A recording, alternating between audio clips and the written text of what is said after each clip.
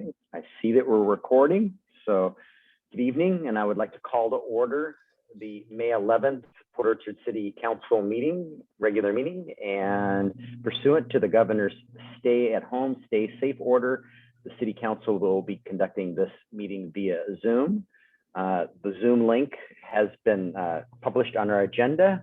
It was also on our website, and we also provided a phone number for individuals to call in if they didn't have the capability to use the Zoom technology. So Brandy, would you mind putting the flag up, and we'll ask people to join me in the Pledge of Allegiance. So I pledge allegiance to the flag of the United States of America and to the republic for which it stands, one nation, under God, indivisible, with liberty and justice for all. All right. We have a published agenda, and I'm working off of 2 PCs here this evening, so bear with me. Are there any amendments proposed to this evening's agenda? Councilmember Ashby? Yes, on the consent agenda. 4F, approval of the April 27th council meeting minutes. I would like those moved to a business item. I only attended 45 minutes of that meeting and do not feel it appropriate that that be on the consent agenda. Okay, let me get a Second. writing instrument.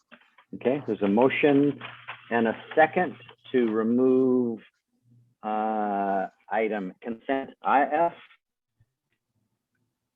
So it'd be 7F, right?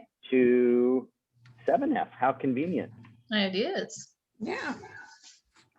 Mr. Mayor, in that case, I probably would ask the same of consent agenda 4E because I was not at the council retreat too, if that'd be appropriate. Otherwise, I'd be abstaining from the consent agenda approval. What are your druthers? Charlie, what do you think? That isn't a business meeting.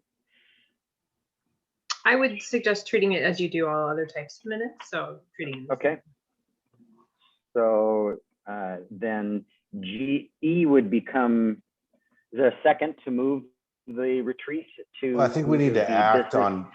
We need to act on one motion or a time at a You're- time, you're- or look at amend that. the amendment to do both.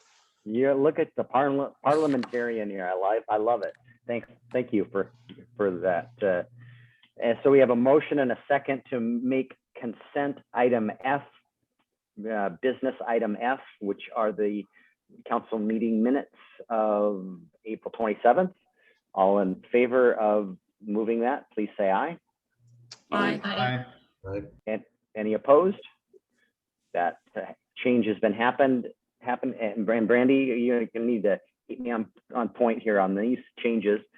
And then I heard Jay make a motion to move the retreat minutes or summary from consent to business item G.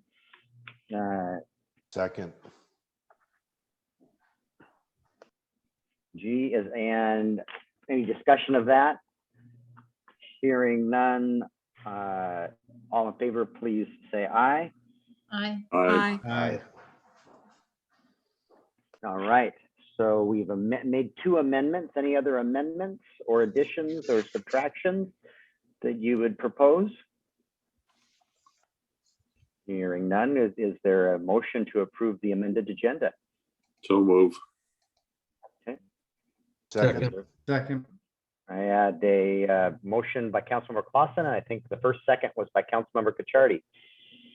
Any further discussion of the amended agenda? All in favor, please say aye.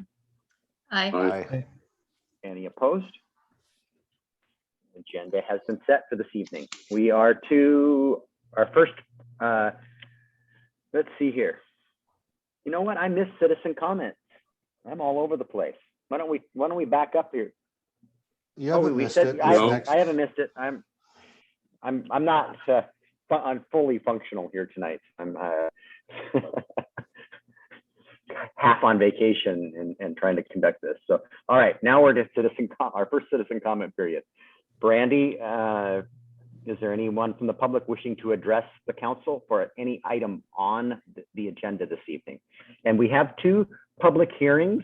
And if you're wishing to provide testimony on those public hearings, please wait until till that moment in time, and we'll allow you to comment during that public hearing. So hold your comments related to the water system capital facilities charge and the water systems capital improvement plan. So any other comments for items on the agenda? Is anybody out there, Brandy? I'll have about 8 attendees that are non-employees.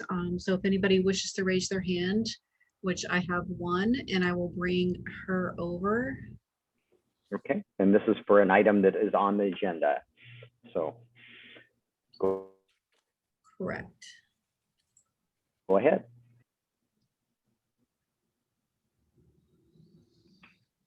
Hi, Brianne, I recognize you. You're likely wanting to comment on the water system plan? I do have a comment there, but I also have a comment on behalf of business item 7C. 7C. Okay, go ahead. That's acceptable. Good evening, Mayor and council members. Great to see you. Brianne Kelsey, I'm Senior Director of Development with Tarragon, and speaking on behalf of Sydney Road Apartments, which many of you I think are aware of, is our 216 unit new apartment home community that's currently just started under construction, located at 4977 Sydney Road. And the item I just wanted to provide some comment on for staff and council is related to business item C, which is the adoption of a resolution that approves the contract with Sydney Road Apartments for a general facility fee credit. And just wanted to share and express that we have been diligently involved in working with city staff, directors, and council, and are extremely pleased to kind of be at this point and have the opportunity to work through the terms and the obligations that are before you today, and express our appreciation and the support of staff in expeditiously moving this forward with you on an agreement basis. As I kind of just mentioned, we are mobilized on site and moving forward with construction on preliminary grading for a fabulous residential development that should come online by year end of 2022. And this is one of many agreements and entitlement efforts that kind of help move this process forward for us. And as a part of the city, a part of the Ruby Creek sub area, and obviously in support of some off-site improvements, which is the regional lift station that is located on our site that gives sewer capacity for the Ruby Creek area. We are in support of the general facilities fee agreement as presented to you today, and just wanted to thank everyone for their efforts to date. Wonderful. Thank you for your comment. You're welcome. Brandy, do we have anybody else with a raised hand for an item on the business items or on our agenda?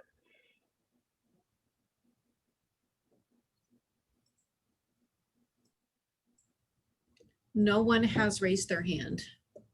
Okay, with that, I will close the first public comment period, and you probably want to move Brianne back out of the panelists. There we go. Thank you.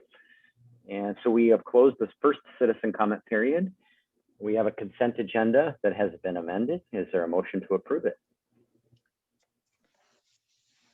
Mayor, I move that we approve the consent agenda as amended. Second. Okay, I have a motion by Councilmember Clausen, a second by Councilmember Ashby to approve the consent agenda as amended. Any discussion? Hearing none. All in favor of approving the consent agenda, please say aye. Aye. Aye. Anyone opposed? Hearing none, the consent agenda is passed unanimously. We have a presentation now. Mr. Dorsey, you have the Bethel Lincoln Roundabout project before us this evening. Thank you, Your Honor, council members. And Brandy, can you bring in Mike Horton and Kenneth Hammer? And Mike will be giving us a presentation. So he'll need to be able to share his screen. All right, they both should be in there.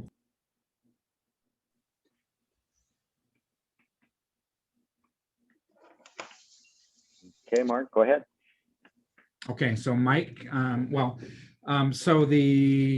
you know, the city has the Bethel corridor overall plan. One of the different segments, I think it was originally 5A. Chris Hammer was successful in applying for and receiving a $1.5 million Highway Safety Improvement Program grant for the design and the construction of a roundabout at Lincoln, Bethel, and Lundberg at that intersection, and it involves the Mitchell Y. And so the city went through a process of selecting Skillings, who Mike Horton is with, and we are kind of at the first and the primary alternatives phase of the project. And so Mike will be going through what Skillings and staff have worked through as far as looking at wetlands, property ownership, and design considerations. And Mike will be doing, we'll have that presentation, and then we'll open that up to some questions and answers, and staff will be looking for direction to move forward. So I guess with that, Mike, are you ready to roll? And Chris Hammer is also here to answer questions as well. Okay.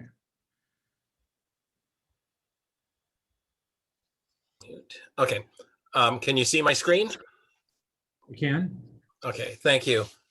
Thank you, Mark. Thank you, council members. Appreciate the opportunity to present this exciting project. As Mark mentioned, it's the Bethel and Lincoln intersection single lane roundabout. And so with that, the project objectives is to be consistent with the Sedgwick Road, Bethel Road corridor study. And this project is, it does improve the speed, safety for all modes of transportation. With the roundabout and with some of the other improvements on Mitchell, we're slowing the vehicle speeds. And so with the type of intersection of a roundabout, the type of collisions, as you know, are lower as far as, there's no T-boning and those type things. We're adding sidewalks to the project, and we're just looking at some opportunities for pedestrian bikes at the intersections for improvement of the system.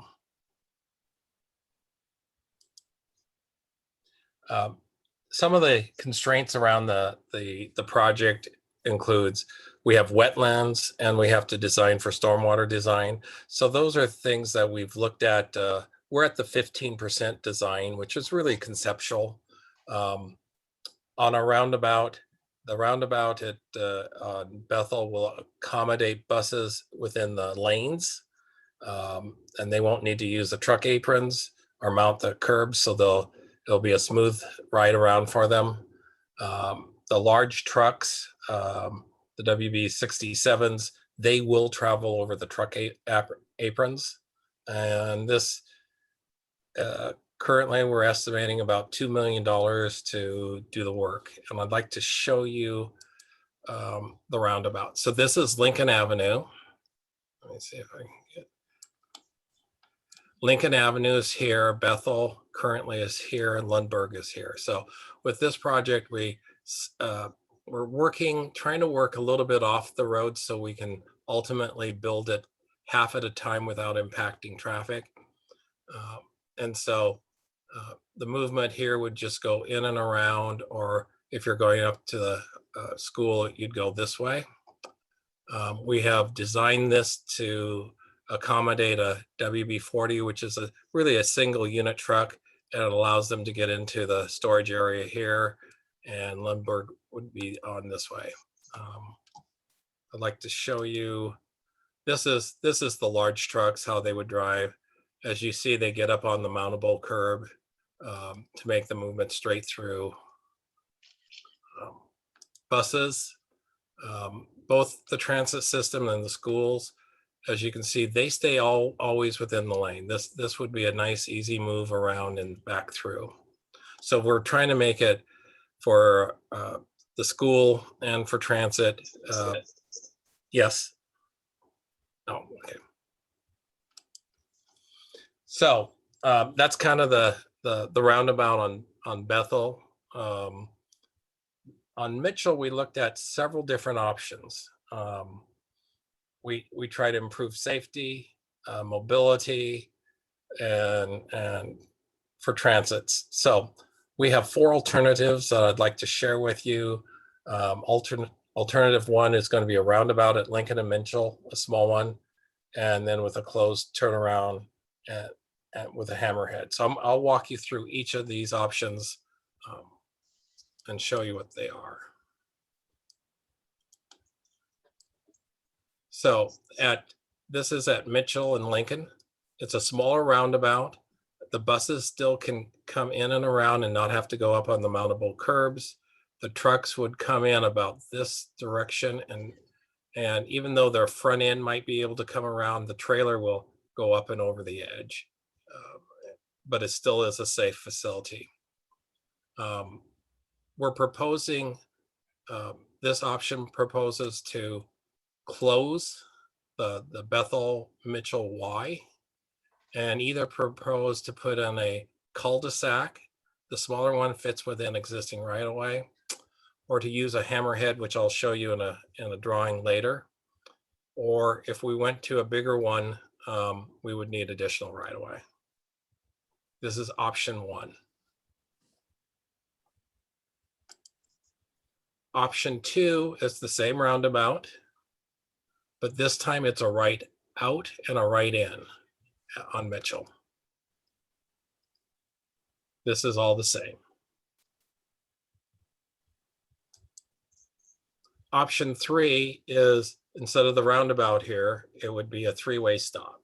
So the traffic coming out of the roundabout would have a free flowing movement, so it doesn't back up the roundabout. Everybody else would take turns accessing the roundabout to go either direction. This is the hammerhead. Also could be just a cul-de-sac. So this closes, again, the Mitchell Bethel Y, but instead of using a cul-de-sac, it's a hammerhead. These options for closing are interchangeable. It could be a hammerhead or a cul-de-sac. It's option 3. Option 4 is the intersections with the stop signs and a right in, right out. So each option that we looked at included a right in, right out. So the kind of the safety of each alternative, the roundabout slows traffic with reduced number of conflicts. Obviously, people would not be stopping at stop signs. So it's a safety enhancement for all users, including pedestrians. We would put sidewalks on both sides and highlight with lights, etc., the intersection. The right in, right out at Bethel Mitchell, it slows the current traffic by having them come in and having to make a right turn versus just going straight. We've seen some high speeds out there, so this will help slow the traffic. And with a stop sign at the end, it won't just be a pass-through traffic. And that's the 3-way stop. So each one of them improves safety to a different degree. And with that, I'll open it up for questions. I guess before we get in, I'm getting it. Does anybody else get? Okay. If you're not speaking, could you mute?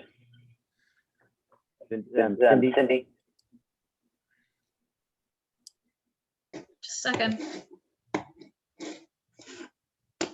And if we could stop sharing the screen, it would be helpful. Okay, are we good? So, well, I don't know if I want to stop. I think I'd like to Okay. go back to the graphics very quickly. So the first graphic on Bethel, the main roundabout, staff feels pretty confident that we looked at a number of, we looked at the peanut and elongated. I think we feel as staff, this is the best recommendation given storm drainage, wetland buffers, and then meeting the needs of the funding. So I think we're pretty set. Obviously, we're not gonna make assumptions, but staff would recommend that we proceed with this design here. One of the issues that we ran into, and we can go to let's go to the option 1 graphic. So when we got that design going, knowing that you have the school bus barn for South Kitsap on Lincoln to the east, knowing that you have the high school on Mitchell to the north, and knowing that, and then, I'll be recommending as staff that closing off Mitchell really is the best scenario. We all know that a right-in, right-out is only for honest people.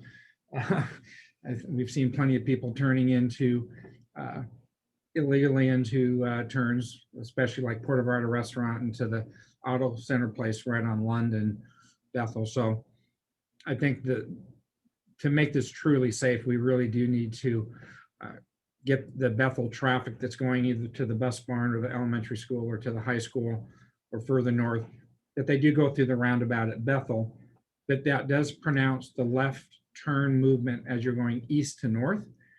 And that's why the options that we had proposed were this compact roundabout, and then we have the 3-way stop alternatives.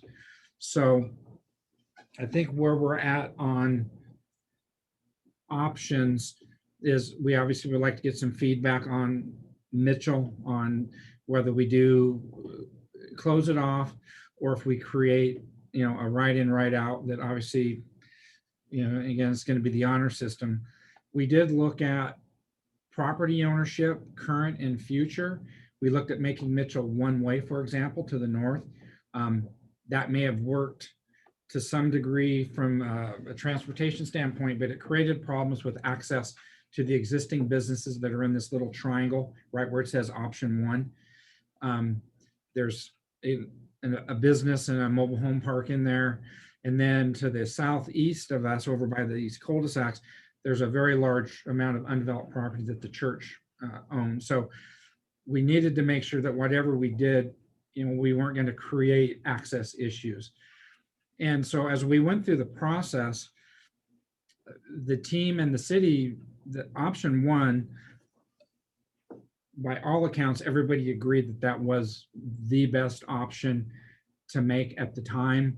The problem is that with the current project, we were right at or just slightly above our project maximum with just doing, the cul-de-sac or the hammerhead and then the 3-way stop. But the desire was to see if we could pursue some additional funding. I reached out to the TIB and had a very good conversation. That's the Transportation Improvement Board. It's a state agency. Yeah, Transportation Improvement Board. And in a nutshell, the conversation was very robust, very helpful, and they appeared to support the project and advised the city that, number 1, they were very clear on the Clifton Anderson Roundabout project that we've applied for that the last 3 years, I believe, and they just said that it doesn't score well and it isn't going to score well. So we're not going to pursue a 2020 urban arterial program application for that project. We also know that we have in the past and this year, we are going to apply for a project that was phase 1 of the original Bethel corridor plan. Chris has more information on that, but the feedback we got from TIB was with the funding and the COVID issues, the amount of funding that's going to come into our region through TIB is going to be $6 to $8 million. And that project is a fairly heavy lift for them. That doesn't mean that we can't pursue other funding options and pursue those as well.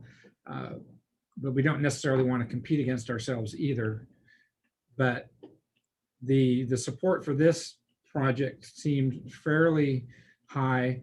And I think the staff would request that at minimum, since we already have Skillings on board doing this design, they've done this level of design, that we would look at minimum pursuing, if council decides, alternative one, and then we'll talk about the Mitchell why, but pursue at least the design of this compact roundabout at Lincoln and Mitchell as an addendum to the Skillings contract, because in my opinion, even if we didn't get the funding from TIB, now's the time to design it, because we'd still have a design, and we could advertise this work as an ad alternate for the work. And then, and then if the bids come in where we hope, and if TIB provides the funding, then we can move ahead with the project.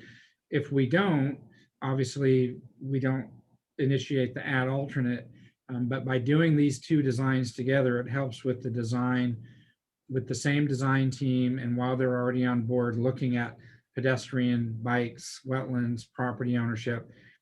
And so in my opinion, there's absolutely no reason to not look at funding this change order amendment to just get this compact design done now and get it as part of the deliverable. And then we'll be pursuing funding through the urban arterial project, and we can come back through the transportation committee a little bit further down the road when we get it this summer and we start looking at TIB and how the council wants us to proceed with funding applications. So Mark, if I may, I would like to tweak this just a little bit, that we don't have a contract negotiated or a scope negotiated with Skillings and for this additional work, but we've got a finance committee next week. We've got to have a number that we can afford first on the design, and if we can come to terms on that and maybe bring that to the finance committee next week, and then potentially a change order at a future council meeting from there. But I think step one would not to just to jump too far ahead, but let's try to negotiate a scope first, make sure that we can afford this. I have some thoughts on how we could fund that, but but the scope's got to fall within the bucket of dollars that I have in mind. Yeah, I agree completely. And I think that Chris has already been working with Mike on putting together some general numbers of what we think this might add to the overall project as a design and construction, and then just what a design would be. Okay. We would like input though on thoughts on Mitchell. I think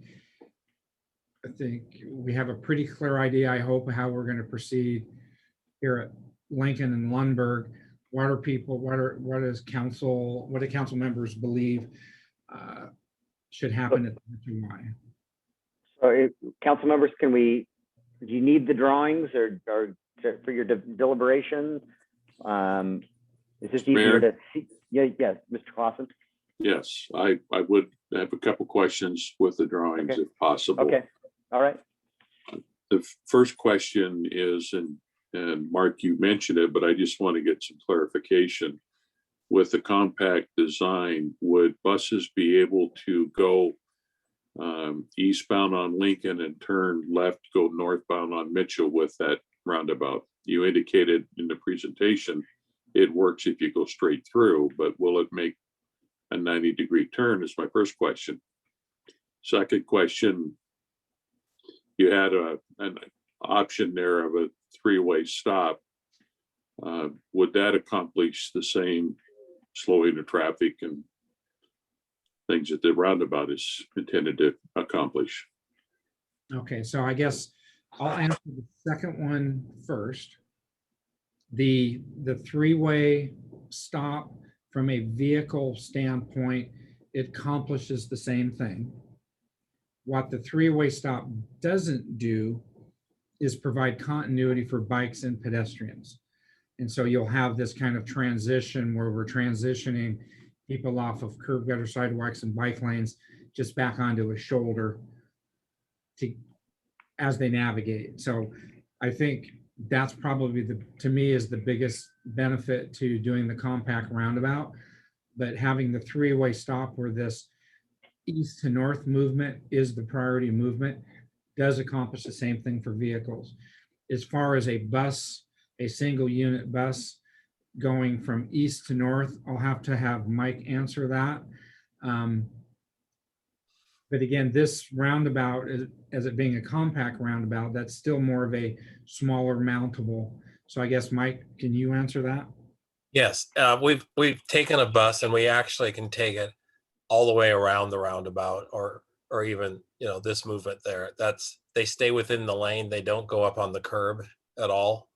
So yes, they can do the north this direction, no problem, straight around, or however, it all works for buses. So this has been designed to allow school buses and transit buses to drive around and stay within the lane and not the mountable curb. So it'd be a smooth ride.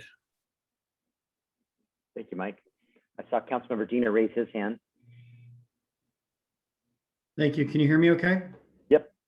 Okay, so first of all, I wanted to give a shout out to the city, Mark and Chris and everybody for the grant application and the grant funding. This is great news.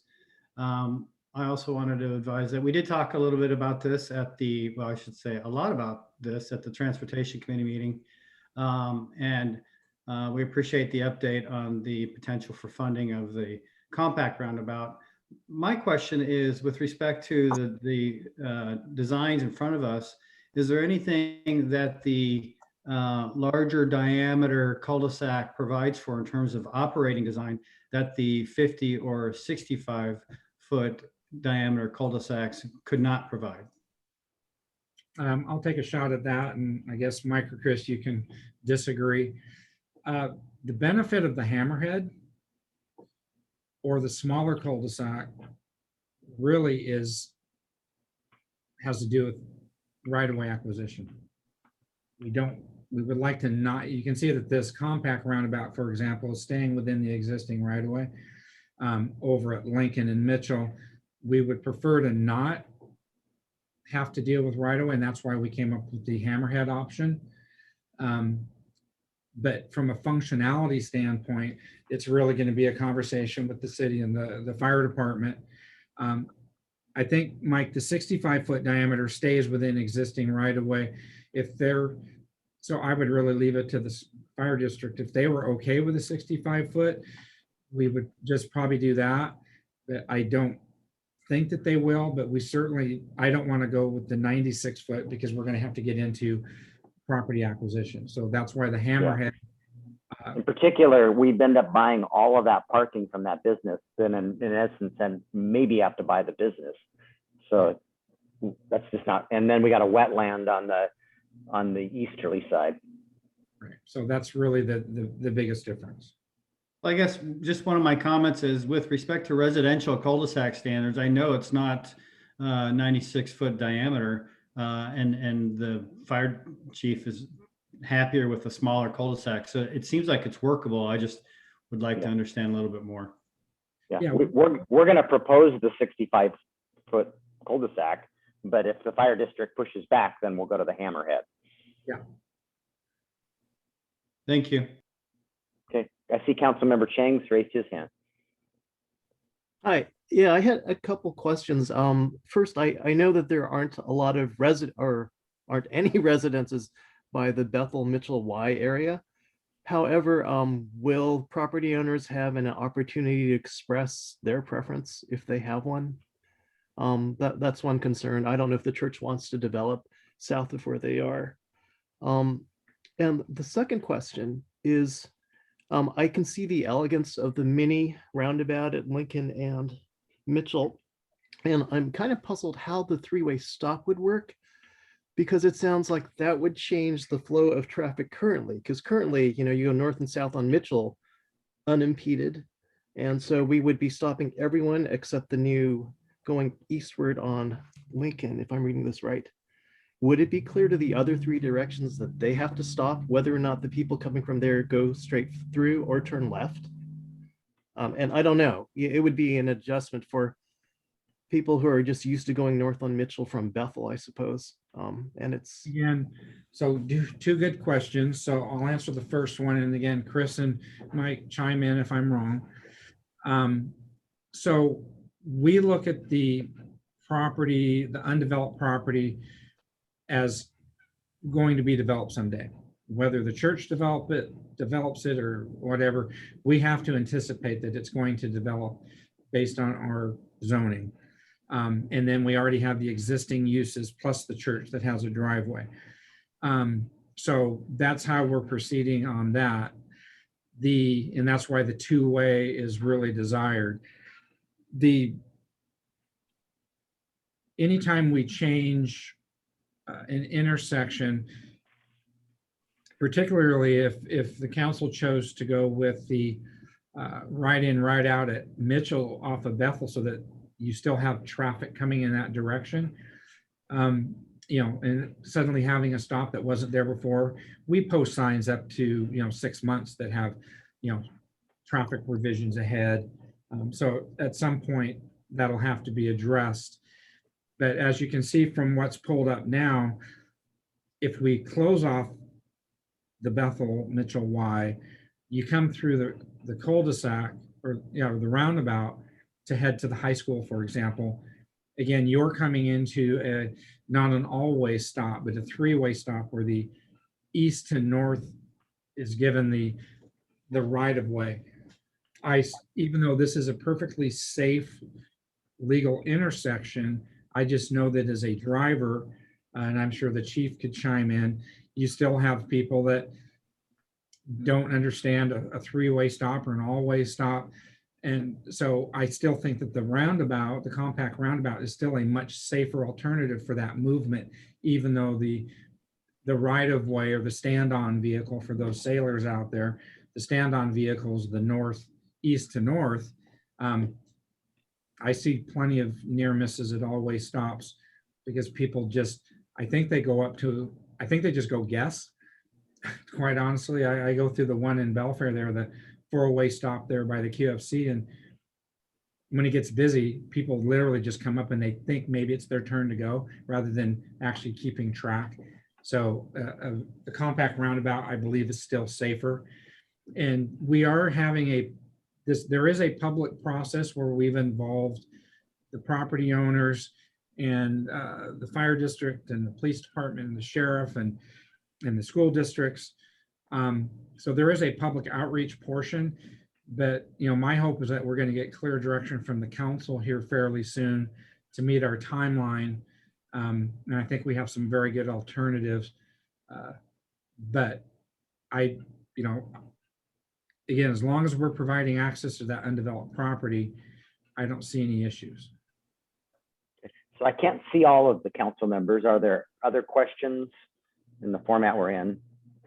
I don't see Beck or Jay. So if you've got a question, just speak up. And if you don't, then I will. Yeah, I was just say I don't have a question. This is Sean, but it does seem to me that the dual roundabout, the compact roundabout, along with the closure of Bethel, with if we could pull off that smaller cul-de-sac there, just makes all the sense. So I would totally be supportive of trying to go down that road. I think that's our recommendation, and with two caveats. One, we can come to a reasonable term on the additional design because we're gonna have to pay for that with our local transportation dollars. Then we would potentially go to bid with an ad alternate with this design, and it's subject to us getting a grant. And if we don't get the grant, our fallback position will have a design that maybe we act on later, but our fallback position would be the three-way intersection, because without the grant, we don't have the additional grant. We don't have the funding to put this in place. So if there's aren't any objections, we'll work on a additional scope with Skillings. Hope to get that to the Finance Committee next week.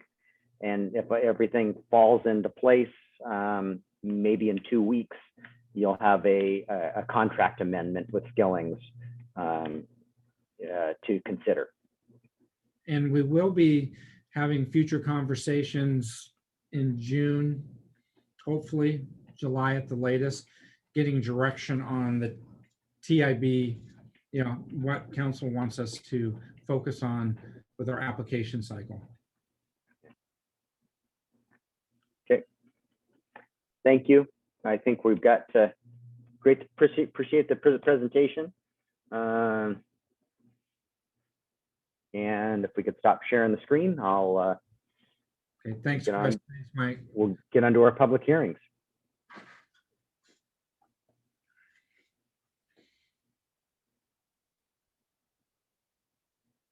Okay, we've got 2 public hearings here this evening, and the first of which is a public hearing on the adoption of an ordinance amending Port Orchard Municipal Code, chapters 13.04, and increasing the water system capital facilities charge. This is Mr. Dorsey and Mr. Crocker are tag teaming this. So, yes, thank you, Your Honor, council members. So as you remember, well, let's see, this is. Mark, are we doing the capital improvement plan first? I think we're doing the CIP first. Okay. yeah, it's not way it's listed. Yeah. There was capital. an amendment, so I think how would you like to proceed? Do you want to do The published agenda says the capital facility charges, but if it makes more sense to have a hearing on the plan, I'm fine with that. It seems more logical because the plan folds into the charge. Yes. Okay, so, okay, is council okay with that? Reversing the order of the 2 public hearings? Yeah, we received that updated change earlier. Okay, I don't have that updated version on my screen. So, all right, so let's proceed then with a public hearing on the adoption of an ordinance amending the 2021 Water System Capital Improvement Plan. And this is you, Mr. Dorsey. Okay, thank you.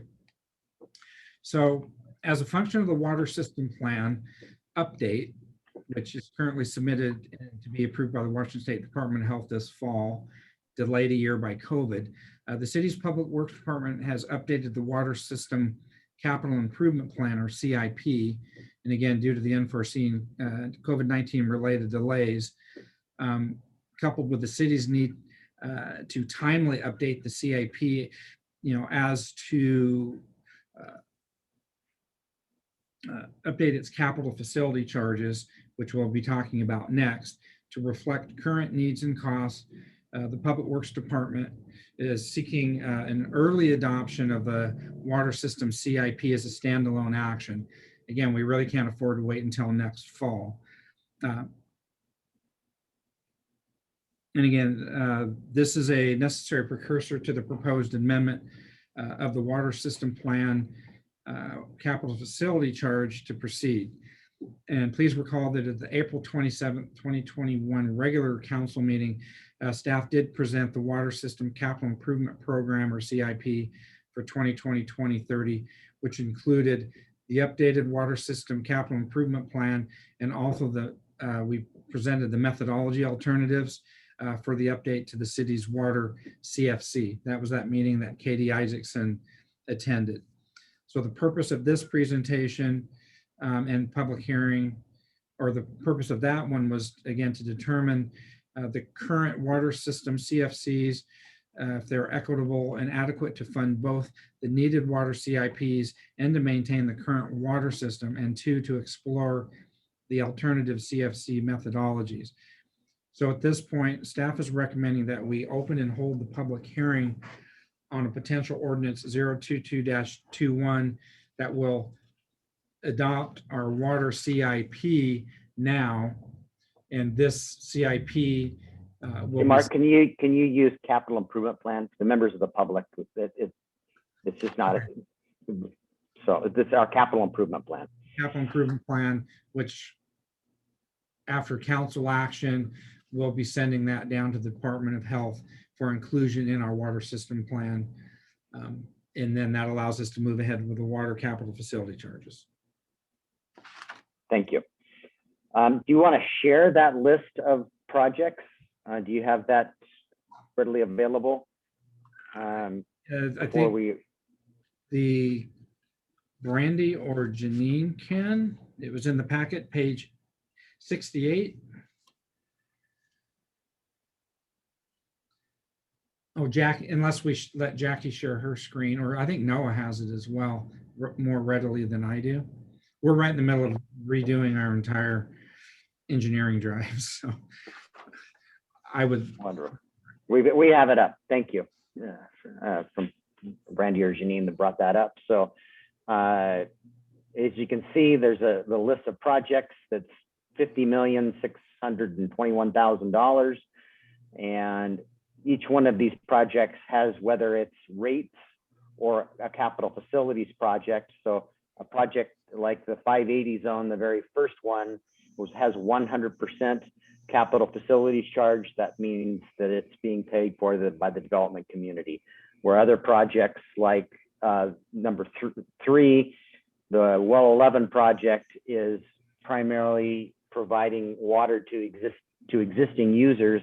So only 25% of that is from capital facilities charges. So you can see the last column there, there's a totals to $33 million, which is the capital facilities portion that will be the next business item. So I just wanted to make sure everybody was aware it is what we're having a hearing on. And we did, that 33 million number didn't change. The actual capital improvement plan changed slightly in that project number, CIP project 12 for 900,000 transferred across as a 0. And then we added the Blackjack Creek Kendall water crossing because that came up in our storm drainage comprehensive plan, capital improvement plan, to remove that water crossing and the Boy Scout bridges, we call it. But again, that translates over to a 0%. So the number that we presented previously in the water capital facility charge presentation of 33,028, 889, that number hasn't changed, and it'll be the number that NOAA uses at the next hearing. Okay, thank you for that clarification. Okay, council, are you ready to open the public hearing? We can go ahead and stop sharing the screen. And perfect. And is there anyone in the, at this time, I will open the public hearing on the 2021 Water System Capital Improvement Plan. This is the first of 2 public hearings this evening. And if there's anyone that wishes to testify, please use the raise your hand feature, and Brandy will bring you over to provide your testimony. One correction. So the water capital improvement plan is just a hearing tonight and an action later tonight. The Correct. Water capital facility charge will have the first hearing later, and then next on the 25th, we'll have a second hearing. Yes, thank you for that, Mark. So Brandy, is there anyone that wishes to provide testimony on the capital improvement plan? I have a few members of in the audience, and no one is raising their hand. Okay. I'll give it a moment. And if you don't see anybody, I will now close the public hearing on the capital improvement plan. And we will move on to the second public hearing, which is the adoption of an ordinance amending the Port Orchard Municipal Code, chapters 13.04, and to increase the water system capital facilities charge. And this is Noah and Mark. Thank you, Your Honor, council members. So at the April 27th regular council meeting, staff presented the draft water system capital improvement plan or program, which included the updated water system capital improvement plan and the methodology alternatives for an update to the water system's capital facility charge. the purpose of the presentation was to, again, determine whether the current water system capital facility charges are equitable and adequate to fund both the needed water capital improvement program and to maintain the current water system. And two, to explore alternative capital facility charge methodologies. Based on feedback from council during that presentation, staff prepared ordinance number 023-21, which will amend Port Orchard Municipal Code 1304 to effectuate the proposed increase to the water capital facility charge, and will be on the May 25th, 2021 regular council meeting for consideration following a second public hearing on the same date. At this point, staff recommends holding the public hearing on ordinance 032-21. And at this point, I'd like Noah, Finance Director Crocker, to queue up his revised, updated water capital facility charge presentation from the previous meeting. Okay, Noah, go ahead. All right, give me 1 second to pull it up.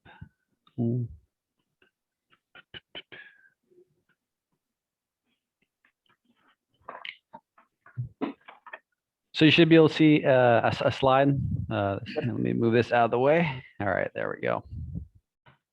Okay, welcome tonight. We're going to continue this discussion on our water capital plan.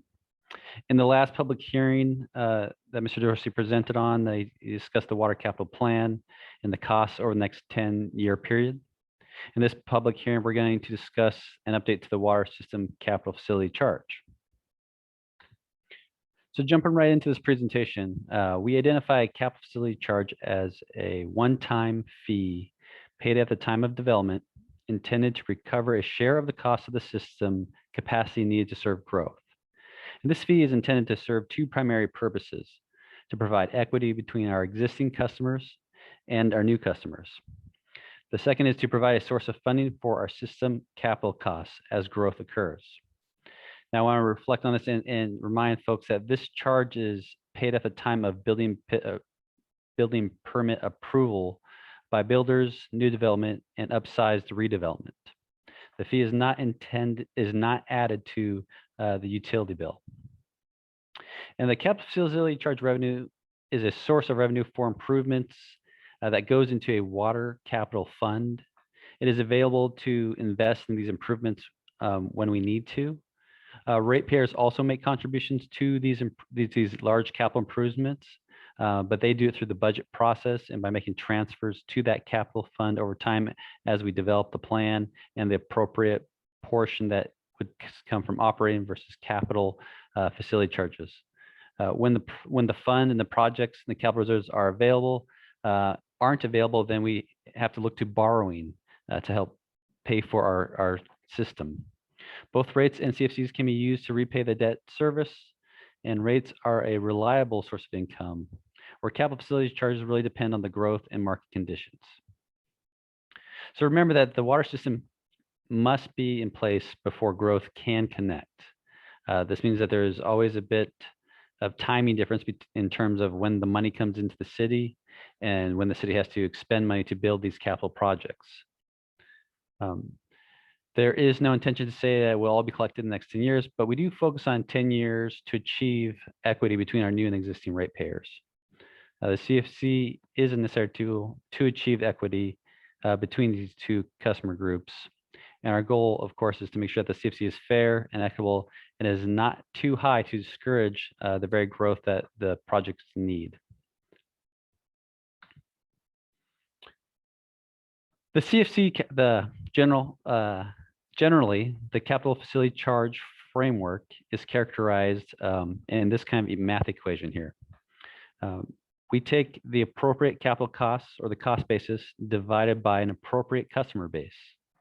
With numerous adjustments by council for policy considerations, can also help to influence and inform and help us develop what that capital facility charge should be.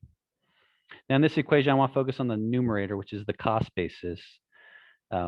In this CFC calculation, the cost basis can be separated into two major categories. First, the existing system, which represents these costs of net investments that our customers have put into our assets currently, is currently serving our customers. and then our future projects. And these costs refer to the CIP that Mr. Dorsey and the mayor just went through, that the utility plans to undertake within the next 10 years to improve our system. Those two elements of existing infrastructure, our existing water system and our future water system, all are part of the cost basis, again, which I'm calling the numerator up top. Now, the applicable customer base is the denominator in this equation. And this denominator is going to consist of current facility connections, current ERUs that are in the system, and future connections that we anticipate coming into the system to help pay for these capital costs. So as in these next few slides, we're going to break down these two elements of the equation in hopes we just get a little bit greater understanding and meaning of the alternative approaches that we can take as we move towards setting the water CFC. So again, I first want to focus on the cost basis here. I'm putting up again the water capital improvement plan. The mayor, I think, did an excellent job of kind of walking through our $50 million capital improvement plan. And we look at the plan, we have certain percentages which are defined to go towards growth. And so, and again, in this capital plan, the Public Works Department did a good job at identifying those percentages, meaning as much more infrastructure is needed to serve new customers and citizens due to growth and population and housing demand on our water system, that portion is really the CFC portion. These projects are needed to serve growth or a portion of the growth that is directly attributed to it. So this portion of the new capital process amounts to $33 million, or roughly 65% of our overall kind of total water system cost estimate over the next 10 years. This value is $33 million, again, will be used in the numerator in our cost basis calculation. So as we discussed the cost basis, there were two elements, the current facilities and the new CFC project costs. We just discussed the new project costs at roughly $33 million. We also have current facilities in amount of $32.5 million. And again, these costs represent the net investments in our assets that currently provide service to our current customers. Included in this amount is an allowable interest or inflation adjustment of up to 10 years from the original project costs. So we take the original project cost value and can inflate it based on inflation up to a maximum of 10 years to arrive at a current facilities cost. Now, inflation is a different cost estimate than the true cost of construction, as the true cost of construction is much larger adjustment than inflation, but this at least moves the needle a little bit to help try to keep some semblance of our original cost investment to what it would take to replace this facility. The next couple slides. No, I don't mean to interrupt you, but could you just educate the public on the word interest as it relates to this discussion?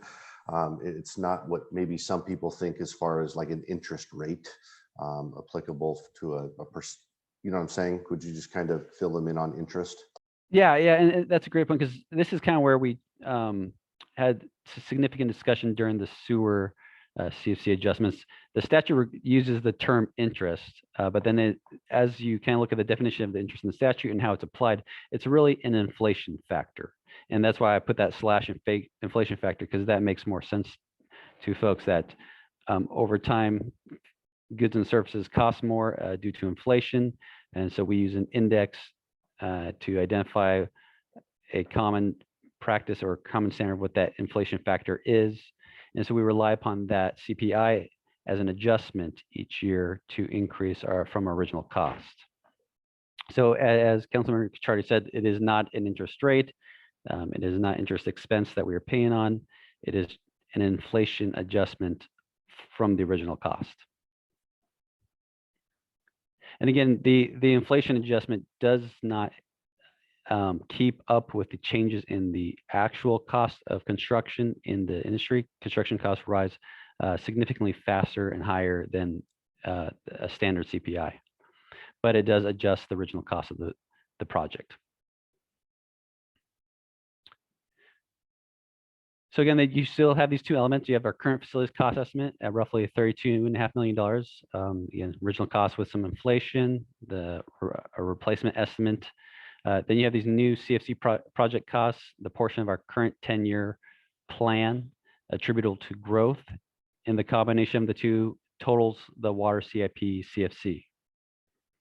So in the upcoming slides, we'll use these variables of the current facility costs and the new CFC project costs, as well as the total combination in establishing the cost basis in the different alternative approaches. So we're going to take a minute and talk about the denominator before I pull all together.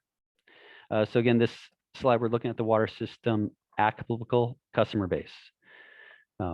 There are 4 alternatives for establishing our denominator in our equation that's appropriate for the customer base.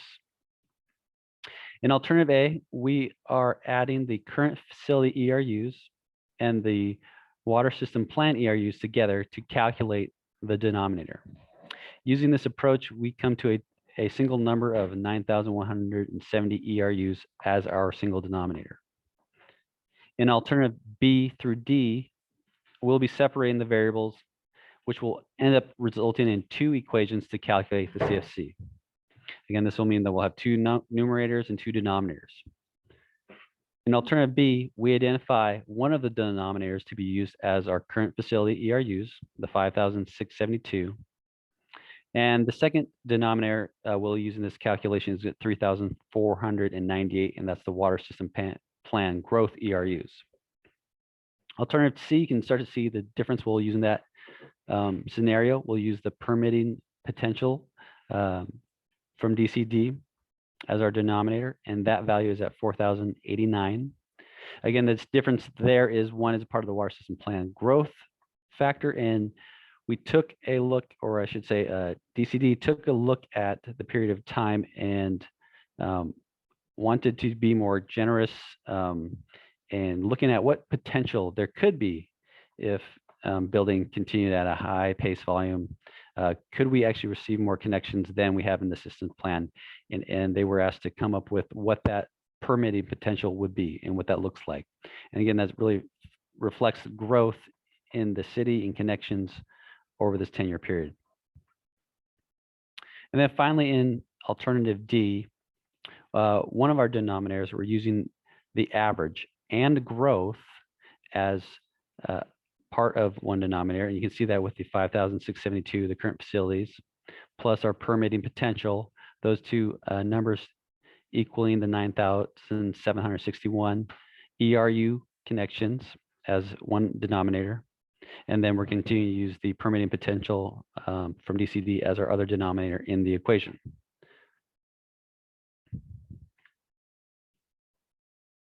So bringing the 2 concepts together, we now have our equations. Again, alternative A is an average cost per ERU approach. Please observe, we're using the total CFCs cost as our numerator. We take the total current cost and add it to the new project cost. You have a now total cost for our numerator, as well as the denominator. We're taking the total ERUs based on the current facilities and the water system plan, 2 numbers for one average cost approach. Now, alternatives B through D, we are splitting the equations into two separate equations here. Alternative B, we are taking the total current facility costs and dividing that by our current facility ERUs. Then we have that number, we are adding that number to a new project cost, roughly that $33 million, and dividing by the system plan ERU growth factor, that 3,000, roughly 500 ERU connections. Taking the 2 numbers to add them together to create our new CFC cost. Alternative C, you'll notice the first number doesn't change, it's total current costs divided by current facility ERUs.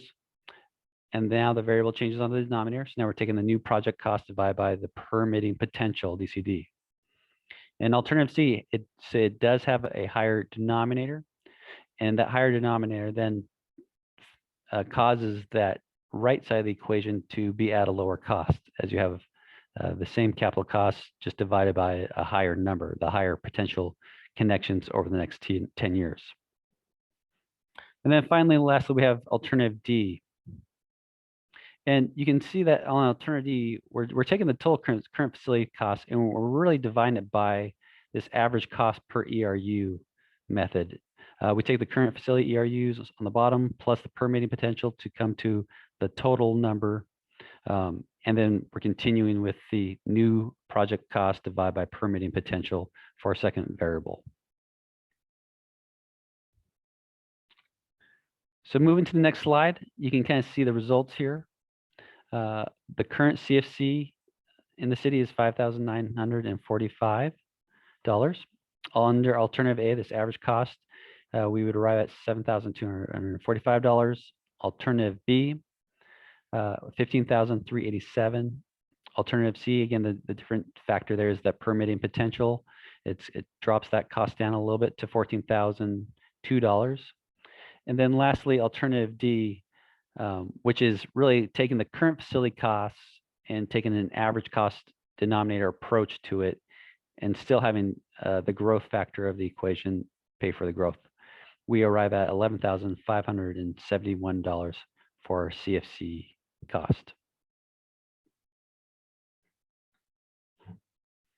So staff has discussed this. We've kind of brought it to council, and there was some great discussion in our last council meeting, which drove us to look at different alternatives. And a lot of the discussion centered on how are we defining and allocating the cost for the current facilities.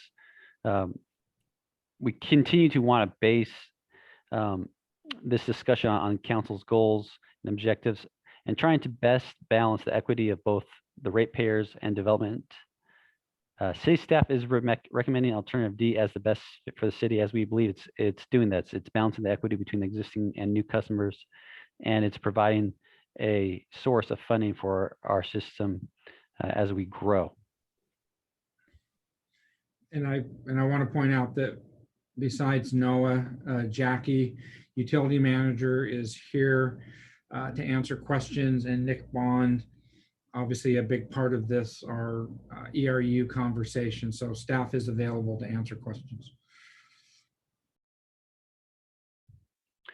So that takes us to the end of the presentation part, and I would turn it back over to the mayor to open up to public comment.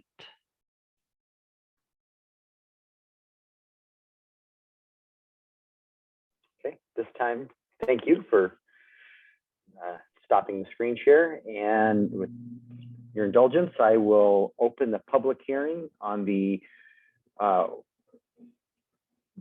amending the Port Orchard Municipal Code related to an increase in the water system capital facilities charge.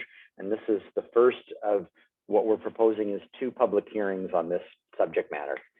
So with that, Brandy, is there anyone? So raise your hand if you would like to be recognized, and Brandy will bring you forward to testify, and please identify yourself for the record when you start your testimony. All right, so we do have we have 3 people that have raised their hands. And before I bring over the first one that raised their hand, I just want to point out for the record that the city received, as well as sent to the council members and the mayor earlier this evening, a letter from Brianna Kelsey, who is the Senior Director of Development from Sydney Road Apartments. So that letter should be in your email. And I do see that she is here tonight, so she will be speaking. I'll be bringing her second over. I apologize, bringing her third over. There's 2 other people that raised their hands before her, so I will go ahead and bring over the first one to make public testimony.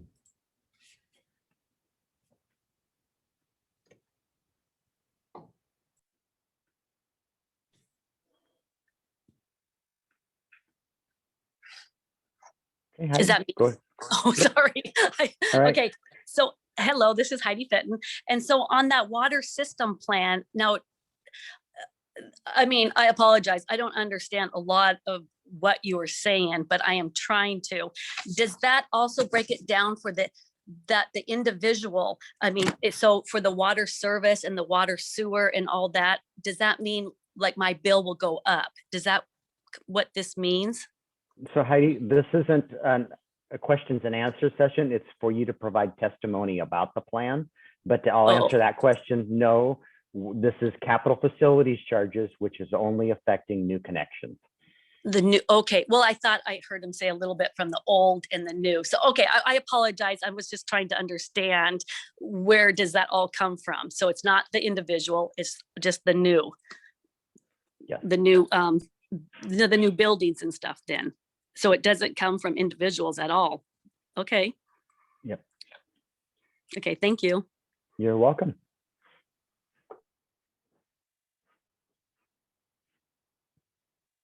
Randy, go ahead and bring the next person forward.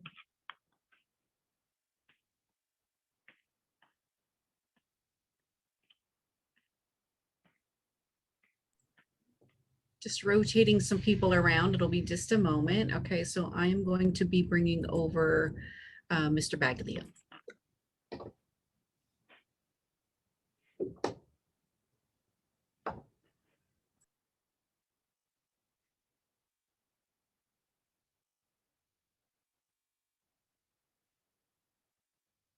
How about there? That work? Yep. Yes. Good evening, Robert Baglio. Good to see all of you. I wanted to go ahead and talk about, obviously, the topic tonight regarding connection fees, and actually somewhat relates to both water and sewer. And this does have a real life application, just because I'm working with the gentleman that's looking at redeveloping the former Cheers site, the former Tweeton site. And I do not feel like a project that's being redeveloped is actually getting due credit for, as they call the current facility ERUs that are accounted for in the calculations. And as an example of this, I'll use for this project, the current restaurant's 9,200 square feet. That's about 19 ERUs. The new proposed project is 39 units, that's 39 ERUs, and then there's another small 470 square foot commercial portion that they're saying is 1 ERU. So I believe that the charge should be based upon the net increase in ERUs. So if there were 19 existing with the building, because that is the current facility ERUs that are used to, in the denominator of the formula, that you should go ahead and subtract that from the new ERUs. So it would be a net 21 new ERUs that should be charged to the project as opposed to 40 ERUs. And I guess as a bit of an example to what's being done, if you do not account for the existing facility ERUs, it's almost like this restaurant is being built next door.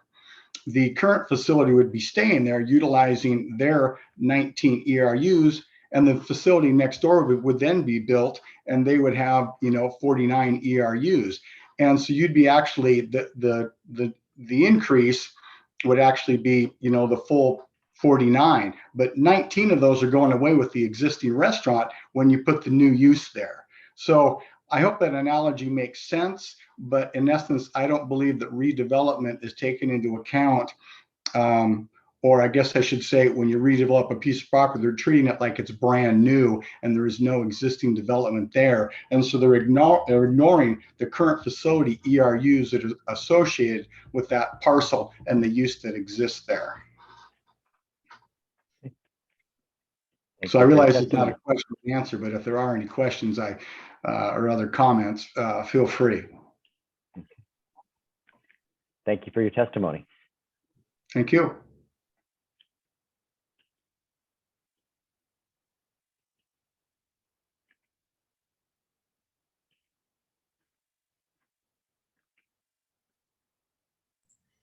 All right, and now I will be bringing over Ms. Kelsey.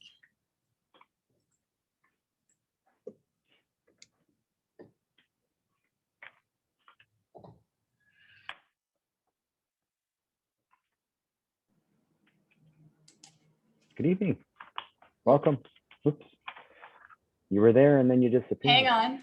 There we go. All right. The phrase of the year, you're either on mute or video goes bad. Good evening, Mayor, fellow council members. Brianne Kelsey, Senior Director of Development with Tarragon, and speaking again on behalf of Sydney Road Apartments, which is our 216 unit apartment home community currently under construction, located at 4977 Sydney Road. And wanted to take the opportunity to express and highlight in terms of what was submitted and referenced on public comment and record this afternoon for City Council consideration, and I believe inside your packet, and share that we are requesting that City Council consider and adopt a grace period into the proposed increase to the water system capital facility charges, or the CFCs.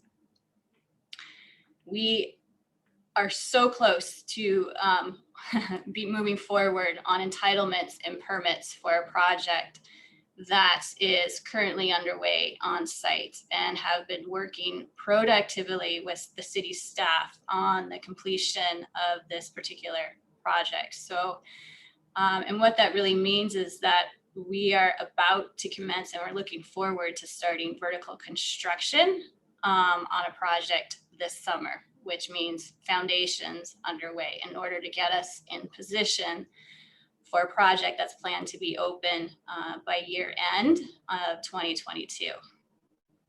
I can't express enough that we are knee deep in the permitting pipeline on that basis, which means 216 new rental homes that are currently under review, with 11 active building permit applications that were filed in January of this year.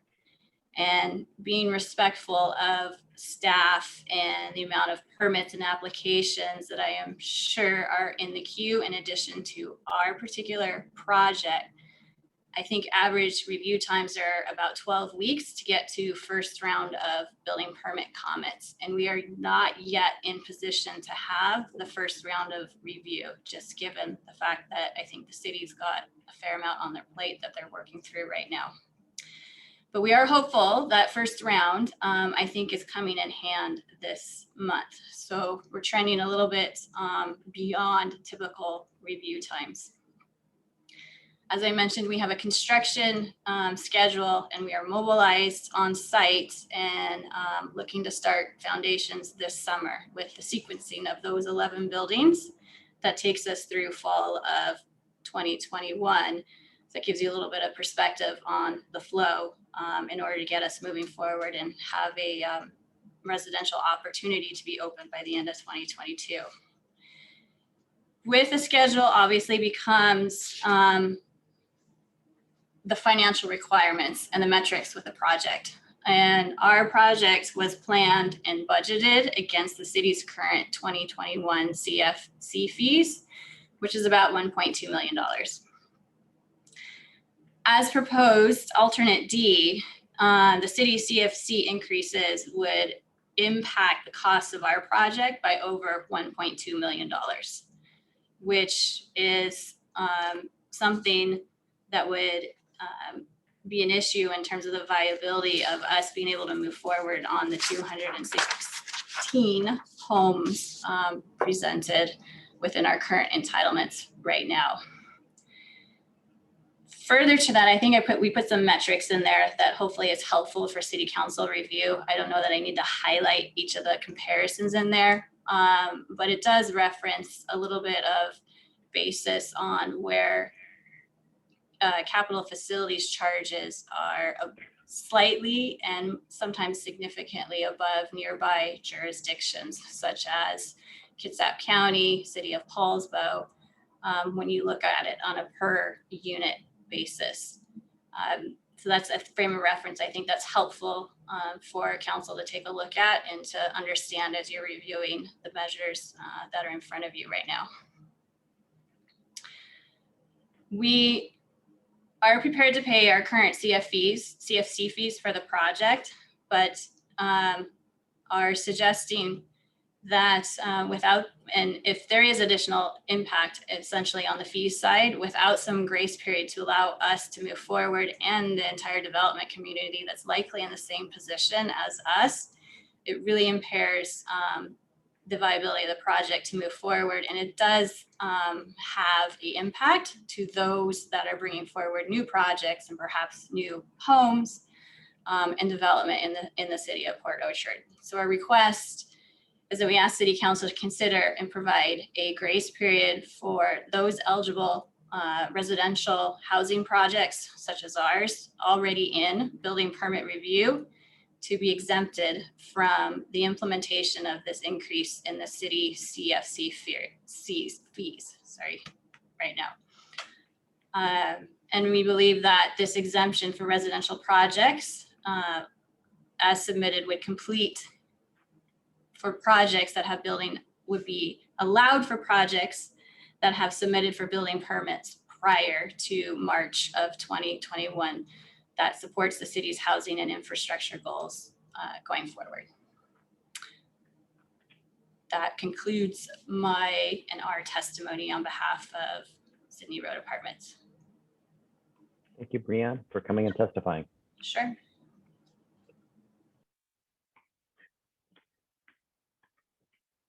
Brandy, is there anyone else wishing to testify?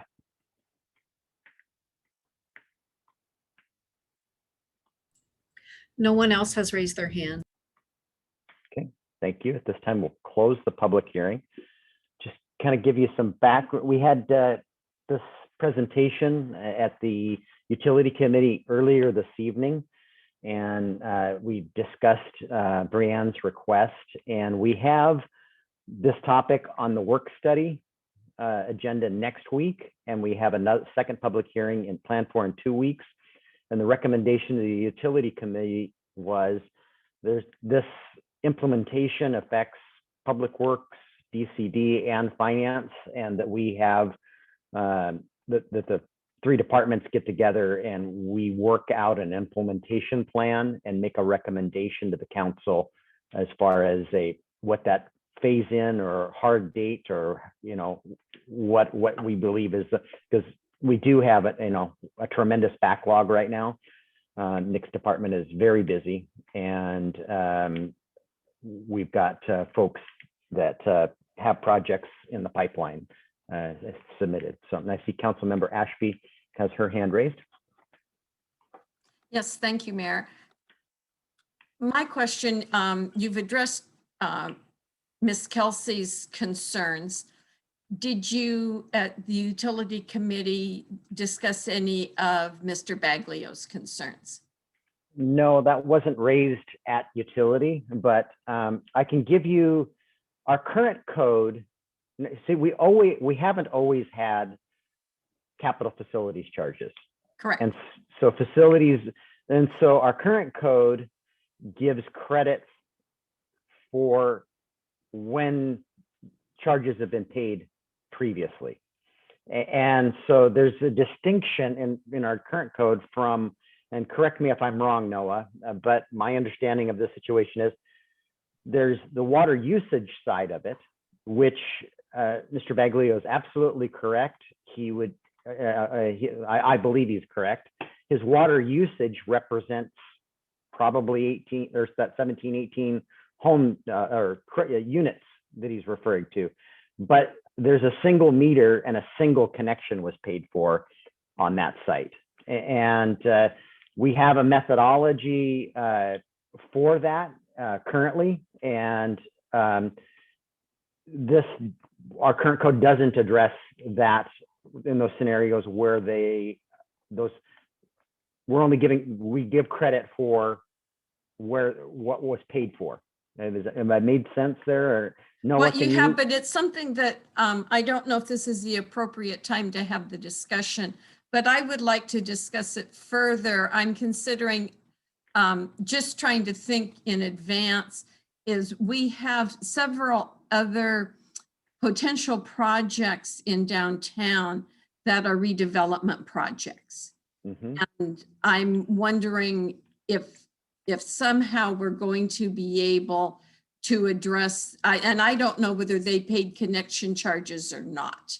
And likely they have a water meter and we'll give them credit for that, but you're absolutely correct. Right. So it's something that I just think that we should have a discussion on, whether it's at Utility or work study or this evening.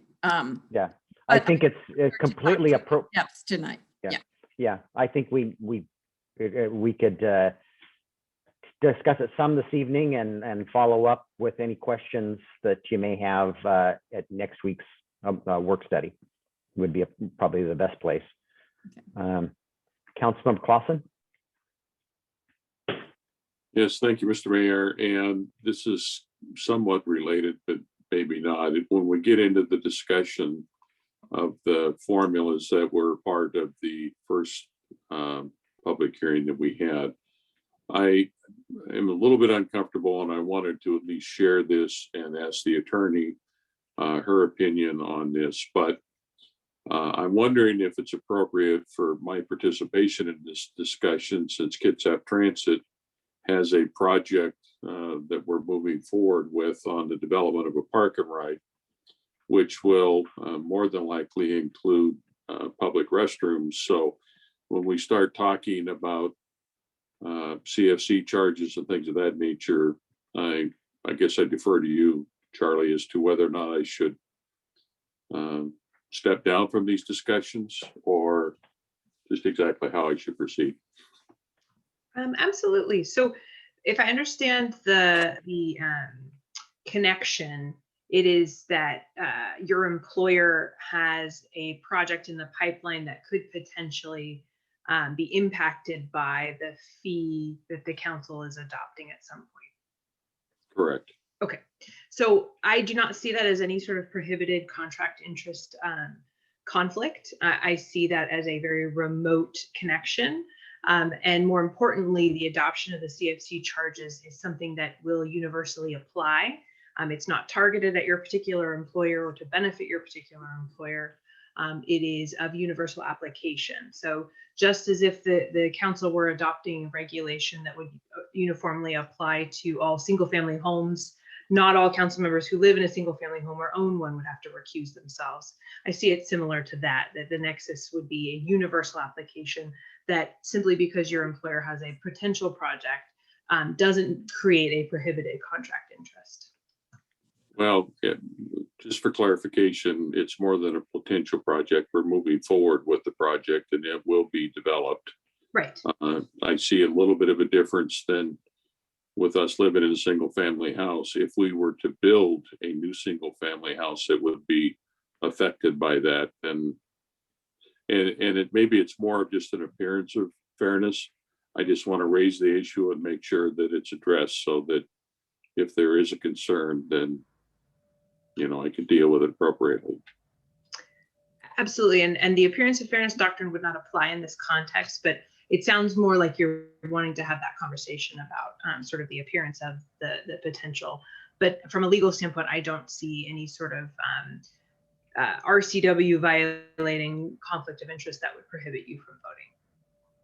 So when we get into the discussion at work study, or when we have the second public hearing and we're going to be debating it, I will at least raise it at that point for anyone that may have objections, but I just wanted to bring it out now. So thank you. Yeah. Thank you. And no, I see you turned your video on. I stumbled and mumbled through Beck's question. Could you maybe more eloquently answer her question? Well, I think the answer would be, Beck, we should try to clearly and succinctly answer your question at the next study session, because we're confusing a lot of different issues right now. One, you have your capital facilities charges. One, you have water capital facilities credits. And if you guys think about the water credits against capital facility charges, they're really available if you're building public infrastructure and doing that over to the city, right? And that's not what's going on in Mr. Baglia's example. So he's using the term credit, although when we talk about water facility fee credits, that's not what it really was talking about. He's really talking about an exemption from paying that charge. And that's where the mayor was saying, well, they may not have ever paid it to begin with. So why would you provide that quote credit exemption? And then I wasn't following his comments on the 19 ERUs and how that's calculated, because again, in the city, we pay a base fee for our water meter, and then you pay for consumption on top of that. So lots of different things are being intertwined and intermixed. And so I think we can revisit the code and how the code says to bill for operating and how the code says to bill for water credits and how the code says to bill for water CFCs. And if we treat them as different siloed, hopefully it'll clarify the intermingled conversation. Right, and that's what I was hoping for. And I was hoping, because, new development is a little different than redevelopment. And I know that we have potential redevelopment, but primarily in our downtown. And I want to make sure that we're treating everyone the same. Yeah, and I think then, I think breaking down the code and really kind of looking at what the code says, because not everyone is going to be treated the same depending on when the original development was put in place, when the new development came, and how it's redeveloping. That's also an important consideration. Are we going from a single family residence to an apartment complex? That's a completely different redevelopment than a condo to condo or a restaurant to restaurant redevelopment project. So they are very different, and the code and the billing structure treats it very different. Possibly at the work study, Noah, could you prepare a high level? I know it'll be one of your PowerPoint presentations and it's only a week away, but you know, here's what the code, here's our code, and at a high level, the differences between these, and so that we're keeping these silos separated. Yeah. Okay, perfect. And I saw Jay, were you raising your hand? And I see Sean there. Yeah, I did. Thank you, Mayor. I just was to Councilmember Clausen. You know, I didn't have any issue with what you had raised. I looked at it also as an idea of the scope. So I know you'll bring it up later, but I see no conflict of interest. So thank you for bringing it up. Okay. Thank you, Jay. And John, you still have your hand raised too. Councilmember Cacciardi? Yeah, I really look forward to continuing these discussions. It's great that we had a public hearing tonight, and I know we've got another one in a couple of weeks. I just want to thank the council and staff over the last few weeks. I know I took us down a fairly deep rabbit hole when we analyzed this methodology a few weeks ago.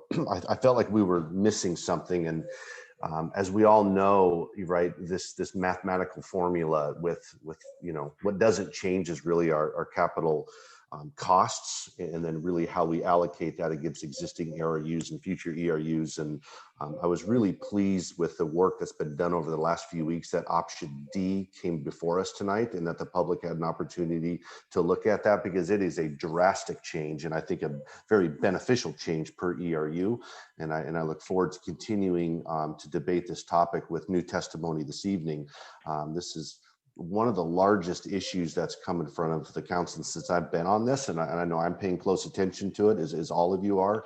And I think it's great that we're having these deep dives and really listening to all the different perspectives. Every perspective changes this formula slightly, but at the end of the day, we have to protect the investment of the city. And I just thank everyone for their participation in a really complex issue. Okay. Other comments? Okay, seeing none. So two topics I believe are very relevant for the work study then. The topic of exemptions and how an exemption would work. I think a high level discussion of that. I think that's the proper terminology, as Noah pointed out, and so that we all have an understanding. And we have to be mindful too, if we're going to provide more robust exemptions. We built a CFC calculation. This is math, and if we provide additional exemptions, it's going to change the outcome for some, and so we just need to be mindful of that. Not saying it's right or wrong. I just want to point that out. So we'll have some more discussion about exemptions and what our code currently allows, and we will also have a discussion on implementation, and staff will come forward with a recommendation on the implementation of these new charges. So everybody comfortable with that? All right, we'll bring this back next week. All right, we got to the two public hearings, and now we are to our business items. The first of which is the adoption of an ordinance adopting the 2021 water system capital improvement plan. That's always a Mr. Dorsey item there when we're adopting. Mr. Dorsey. Yes, and just wanted to 100% confirm, did we close the public hearing? We did. Okay, I just want to make sure. So earlier earlier this evening, a duly noticed public hearing was held before the City Council on the proposed adoption of the 2021 Water System Capital Improvement Plan. And unless requested, I will, and to try to gain some time here, I will not read into the record the previous staff report. It's already been read into the record. Therefore, staff recommends adoption of ordinance number 022-21, thereby adopting the 2021 Water System Capital Improvement Plan. Thank you, Mr. Dorsey. Councilmember Lucarelli, go ahead. You're muted. There you go. Sorry, I move to adopt ordinance number 022-21, thereby adopting the 2021 Water System Capital Improvement Plan. Second. A motion by Councilmember Lucarelli and a second by Councilmember Chang. Any further discussion of the Water System Capital Improvement Plan? Hearing none, you'll be voting on the 2021 Water System Improvement Plan, Water System Capital I had Improvement raised Plan. my hand, Mayor. Oh, I'm sorry. I missed you. Okay. And I have what is probably a silly question, but the improvement plan that we have before us,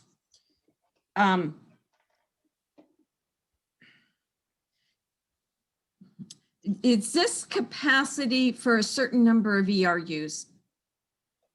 Yes. Okay, because when we just looked at those facility charges, we were looking at a number of ERUs at, I don't know, 3,500 or something like that. But then the Community Development Department said we potentially can have close to 4,100.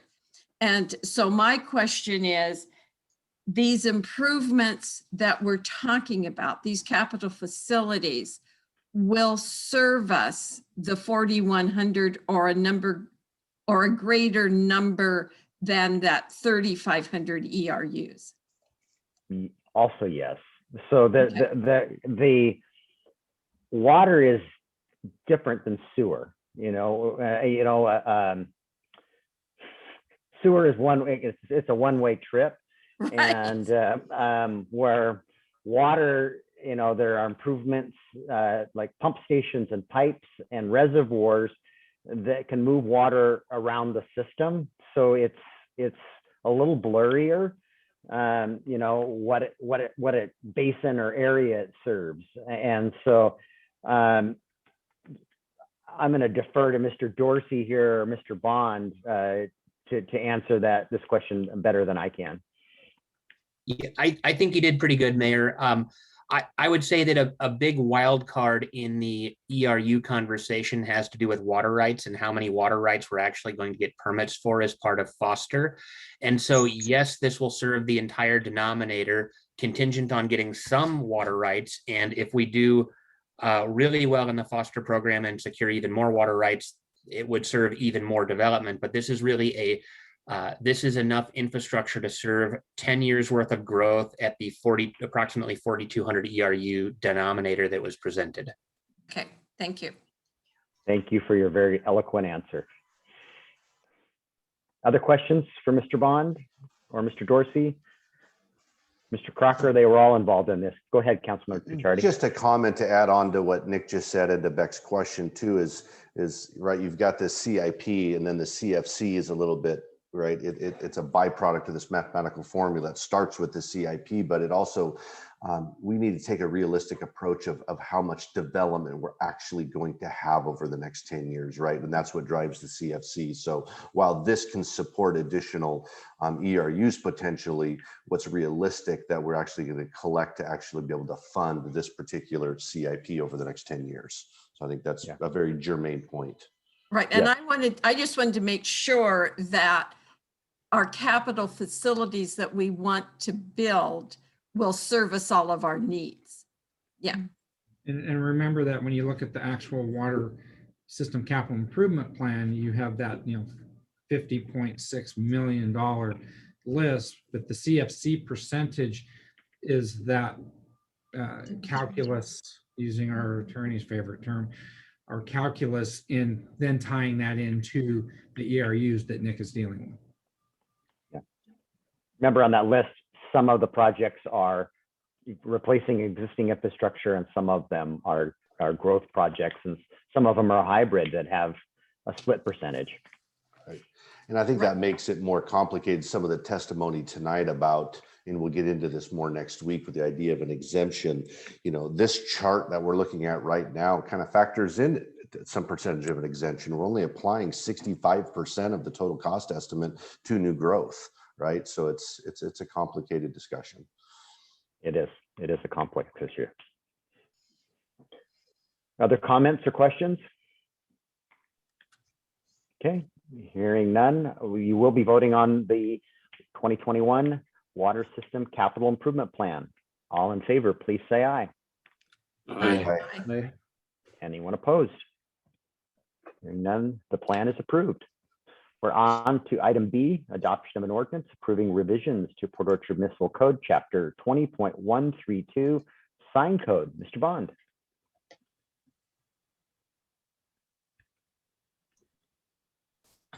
Yes, thank you. Before you tonight is an ordinance amending regulations to Chapter 20.132, the sign code. In 2017, the City Council adopted Chapter 20.132, the city sign code, which contains standards and permitting requirements for signage within the city. City staff are proposing to amend sections 20.132.270 temporary signs and 20.132.290 definitions to provide more guidance and enforceability for temporary signs of a type typically associated with real estate and subdivisions regarding the size, materials, allowable locations, and the display timing of such signs. These revisions will assist the staff with enforcement issues that have arisen regarding signs which are meant to be temporary but have been manufactured of permanent type materials and installed on permanent foundations and/or which have been left in place after a residential development has completed its sales or has ceased construction for an extended period of time. On May 4th, 2021, the Planning Commission held a public hearing on the proposed revisions and voted to recommend their approval to the City Council. The staff recommendation is to approve the proposed revisions to the temporary sign code as in Chapter 20.132 as presented. Councilmember Diener. Mr. Mayor, I move to adopt an ordinance approving the proposed revisions to the temporary sign code in Chapter 20.132 Port Orchard Municipal Code as presented. Second. A motion by Councilmember Diener, second by Councilmember Rosapepe. Are there any questions for Mr. Bond? Councilmember Cacciardi, go ahead. You're muted though. I'm sorry, I was muted. The red line there that talks about they may not be set in concrete or otherwise permanently installed. I understand the idea of we don't want them permanently installed, but if we're going to have a sign that is 32 square feet, that's going to be up for a year, 2 years, 3 years through development, and with just kind of the weather patterns, wouldn't it be advantageous to allow them to have these set in some sort of concrete that would be removed at the end? But I would just hate to see these signs continue to get blown over because there wasn't, structural integrity. Just a question. I don't know that I have a real good answer for you, but I think that there are degrees of permanence to which these are constructed. And so I think this is meant, we're not pouring footings to mount these signs to, but if you're pouring a little bit of concrete in the ground that's easily removable, that's probably not what this is intended to capture. Okay. But quite honestly, Doug Price, our former code enforcement officer and new building inspector, this was one of his last code enforcement projects, and so he's mostly carried this forward. But it was just really to address a handful of signs associated with development, and so that's the best answer I'm able to give you right now. No, yeah, and I love the idea of it shouldn't be permanently installed, but I just if it's okay to add a couple of bags of Quikrete to a post hole to be able to set these in, I would hate for this language to say otherwise. I guess it's pretty firm in saying it may not be set in concrete. Nick, what's the character of the code compliance issues? Are there Is it that signs are being abandoned and not taken down, or is it that signs are being blown over and not cared for, or is it a mix of both? Well, and that, for instance, with the quadrant development, which is now Tri-Point Homes there in McCormick North, they came to us wanting to put up signage similar to what some of the other developments have, but there's not actually a pathway in our code to allow that. And so we're trying to create a pathway for some temporary, higher quality, semi-permanent signage associated with the development. Sean, can you point out what section you're in that where your concern is? Yeah, it's, let's see here. It is 91. Yeah, we're page 91. It's under 1, 2, 3, 4, 5. It would be 5, 6, 6B, page 91. Is it the red, is in the red text? Yes, Yeah, it there we is. go. Okay, It so just says such sign may not be set in concrete. And I'm wondering if we just eliminated may not be set in concrete and just focused on the permanent installation, that, and all of it needs to be removed when the time comes. yeah, shall not be permanently installed. I would agree with that. I think a 4x8 sign elevated above the ground creates quite a sail effect, and without the support of concrete in the ground, it's just going to rock back and forth until it becomes a code compliance issue. Right. Yeah, I would want to get our attorney's opinion on that, but I don't have an objection to striking be set in concrete and it just say such sign may not be permanently installed, I think is probably workable. Yep, I believe the amendment would be workable. I think your point is well taken that there are times when things would be set in a footer of concrete that's not either attached to the ground or is temporary in nature. So I think removing it gives the city more flexibility to determine what permanently installed means. Mr. Cacciardi, are you going to make is that a motion then to amend? Yeah, I think, based on this conversation, yes, I would make a motion to amend section. Do we have a main motion? I've lost track here, Brandy. We do. Yes. We do. Yeah, Okay. we do. Thank you. All right, go ahead. So under 6B, just to remove the reference to the set in concrete and to focus on the disallowance of permanent installation. Second. Okay, we have a second by Councilmember Lucarelli, an amendment by Councilmember Cacciardi. Further discussion of the amendment. All in favor of the amendment, please say aye. Aye. Aye. Anyone opposed? The amendment passes. Good catch. All right, we're back to the main motion and questions about the changes to the code. I'm hearing no further questions. So all in favor of approving the getting back to my changes to the sign code, please say aye. Aye. Aye. Anyone opposed? The resolution, is it a resolution? Yeah, an ordinance. The ordinance has passed.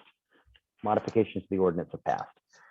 We're to item C, adoption of a resolution approving a contract with Sydney Road Apartments LLC for general facility fee credit. Mr. Vaughn, this is also yours. All right, in early 2021, the City Council approved Ordinance 009-21 to revise the city's framework for providing sewer general facility fee credits under Port Orchard Municipal Code Section 1304040 as a way to incentivize private construction of planned public facilities. The city has since received its first request for a general facility fee credit from the Sydney Road Apartments LLC. The developer has applied for building permits to construct 216 apartments and a community building at 4977 Sydney Road Southwest.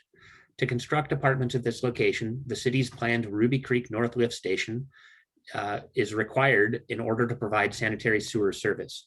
The developer has agreed to construct this project and dedicate it to the city in exchange for credit against the general facility fee that is owed for the project. Under the recently adopted general facility fee credit framework, The city has determined that the project is eligible for up to $1.75 million in credit, provided that the actual cost to construct the sewer lift station is certified to equal or exceed $2.5 million. The current amount of general facilities fees due for the project based on a 216 unit count is $1.841 million. Under the proposed agreement, the city would require a payment of $91,400 for the general facility fee at the time of building permit issuance. Then the developer would build the apartments in the lift station simultaneously. Upon lift station completion, the developer will provide documentation of the cost to either verify that the developer spent at least $2.5 million on the project, or if the developer spends less than $2.5 million, to confirm the size of the remaining general facility fee payment that is required to be paid to the city prior to receiving a certificate of occupancy. The developer and the city both expect that the cost of the facility will exceed $2.5 million and that no remaining balance will be required in order for certificates of occupancy to be granted. The city staff recommends approval of a resolution authorizing the mayor to execute the proposed general facility fee agreement with Sydney Road Apartments LLC as presented. And one last thing, we did send an email early this morning. There were 4 amendments to this agreement that occurred after the packet went out, and they were relatively minor. One of the amendments was to the Exhibit A, which was the legal description for the project. There was also an amendment correcting the address for the developer in the address section. I believe it was 25. The word connections was replaced with ERUs in Exhibit E on line 6. And finally, the initial draft of the agreement said that they would actually pay our attorney fees prior to council approval of the agreement. And we had meant that to say that they will pay the attorney fees prior to the mayor signing the agreement, but after city council approval. And so that correction was also made. And we are tabulating our city costs for preparing the agreement, and we'll be invoicing the developer if this agreement is approved. With that, if there's any questions, I'm happy to take them. Is there a motion? Councilor Chang. I move to adopt a resolution authorizing the mayor to execute a general facility fee agreement between the city of Port Orchard and Sydney Road Apartments LLC as presented. I saw Councilor Diener's lips move saying he seconded it, but he was muted. So I got that though. Lip reading here. And so we have a motion and a second. And Councilmember Cacciardi, go ahead. Yeah, just a little nit for the record. The difference between the general facility fee of 1.841 million and the credit of 1.75 million is 91,000, not the 91.4 that's represented in the staff report. So just a nit. Okay. So I would assume that the agreement is correct and not the staff report. And Nick's shaking his head up and down, yes. Other comments or questions?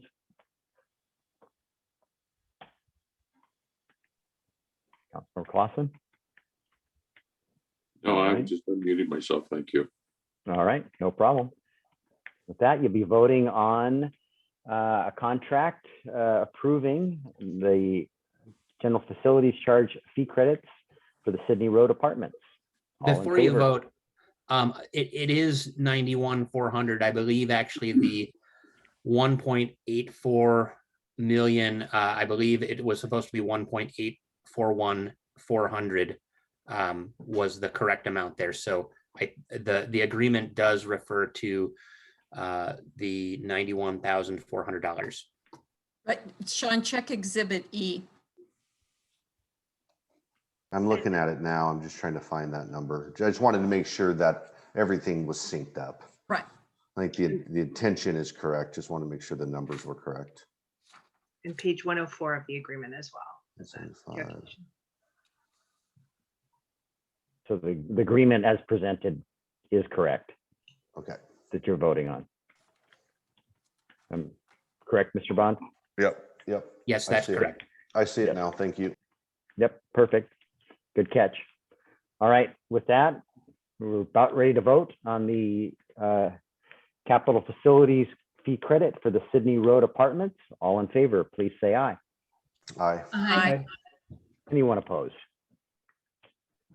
The resolution passes unanimously. We're to item D, adoption of a resolution approving a contract with Apply Aligned LLC for the 2021 road striping project. Mr. Dorsey. Thank you, Your Honor, council members. I am very pleased to present a straightforward contract to have the city streets paved and not have to worry about complicated math. So on April 6th, 2021, the city established a list of qualified contractors for the 2021 MRSC Small Works roster for main category roadway construction, repair and maintenance, and subcategory pavement markings to perform the 2021 road striping project. Please see attached Exhibit A. On April 8th, 2021, and pursuant to Resolution 019-17, which is that Section 5 of our bid procedures, the city's Public Works Department emailed an invitation bid for the 2021 road striping project. 5 qualified contractors were on that list, and we received 3 bids by the deadline, at which time Apply Align LLC was determined the presumed responsive and qualified low bidder. And the bid amounts range from just over $77,000 to the low at just a little over $58,000. On April 27th, 2021, the city's Public Works Department staff completed the MRSC mandatory bidders responsibility checklist and determined that Apply Align's bid of $58,062.15, applicable tax included, was the lowest responsive and qualified bid. Public Works Department has confirmed that bidding procedures for the Public Works Department have been followed. And so staff recommends that the City Council adopt Resolution 032-21, authorizing the mayor to execute contract C051-21 with Apply Line LLC for the 2021 road striping contract in the amount of $58,062.15. And fiscal impact, a budget amendment will be required. And some of you may be asking, when was the last time the city went out to bid to have road striping done? And I would say a very long time ago, because the county has been doing it through our Public Works interlocal agreement for years. This year they said, we're too busy for you. So you go and figure out how to do it yourself. Therefore, I present the recommendation. And Mr. Dorsey, what do you approximately, what will be the amount of the budget amendment that we were required for this? Tony's on board, and I think we've talked to Noah. With what we've got budgeted in that section that has to do with road striping, buttons, thermoplastic, you know, I don't think we're going to have it's probably 20 to 30,000, but if we can save dollars on the fringe between now and the mid budget cycle. I don't know, Tony, am I in the ballpark here? I see Tony joined us. Yeah, we I believe it was lumped together with signal maintenance as well, and I think there was like $50,000. And we do have money left over from thermoplastic of probably about $12,000. So, okay, just trying to get a rough idea. So. Yeah, you know, we may go over on the child line, but I think at the end of the day, we're not going to exceed the category. Okay, all right, appreciate that. And next year, hopefully, the county will be doing it again because we're paying probably over $20,000 more this year because we're contracting it out. They have a striping machine on order. They just don't have it yet, so they didn't have time to do ours as well. Gotcha. Councilmember Clausen, I see your hand raised. Yes, Mr. Mayor, I would move to adopt resolution number 032-21, authorize the mayor to execute a contract number C051-21 with Apply Align LLC for the 2021 road striping in an amount not to exceed $58,062.15 with applicable taxes included. Second. Motion by Councilmember Clausen, a second by Councilmember Diener. Are there further questions or comments? on Mr. the Mayor. road striping. Yes, go ahead, Mr. Just- Clausen.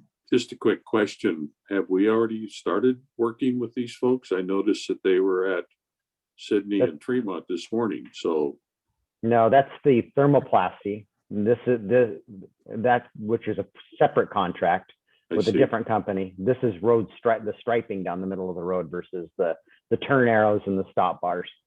Okay, thank you. Mhm. Other questions or comments? We would never start work without council approval, council member class. Just checking, Mark. That's job security, or that's not job security doing something like that. All right, you'll be voting on approving a contract with Apply Align for the 2021 road striping project. All in favor, please say aye. Aye.